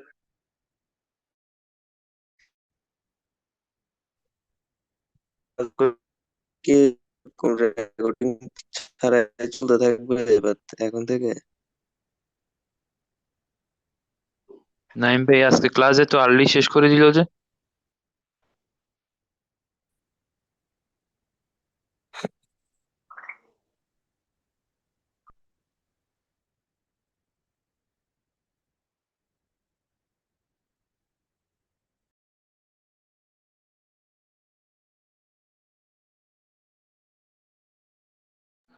নাইম ভাই টেক্সটের টিচার সেগ্রিগেশন গ্রিডটা বলতে পারেন আমারে? কোন স্যার কোনটা পড়াচ্ছে আসলে একটু কনফিউজড।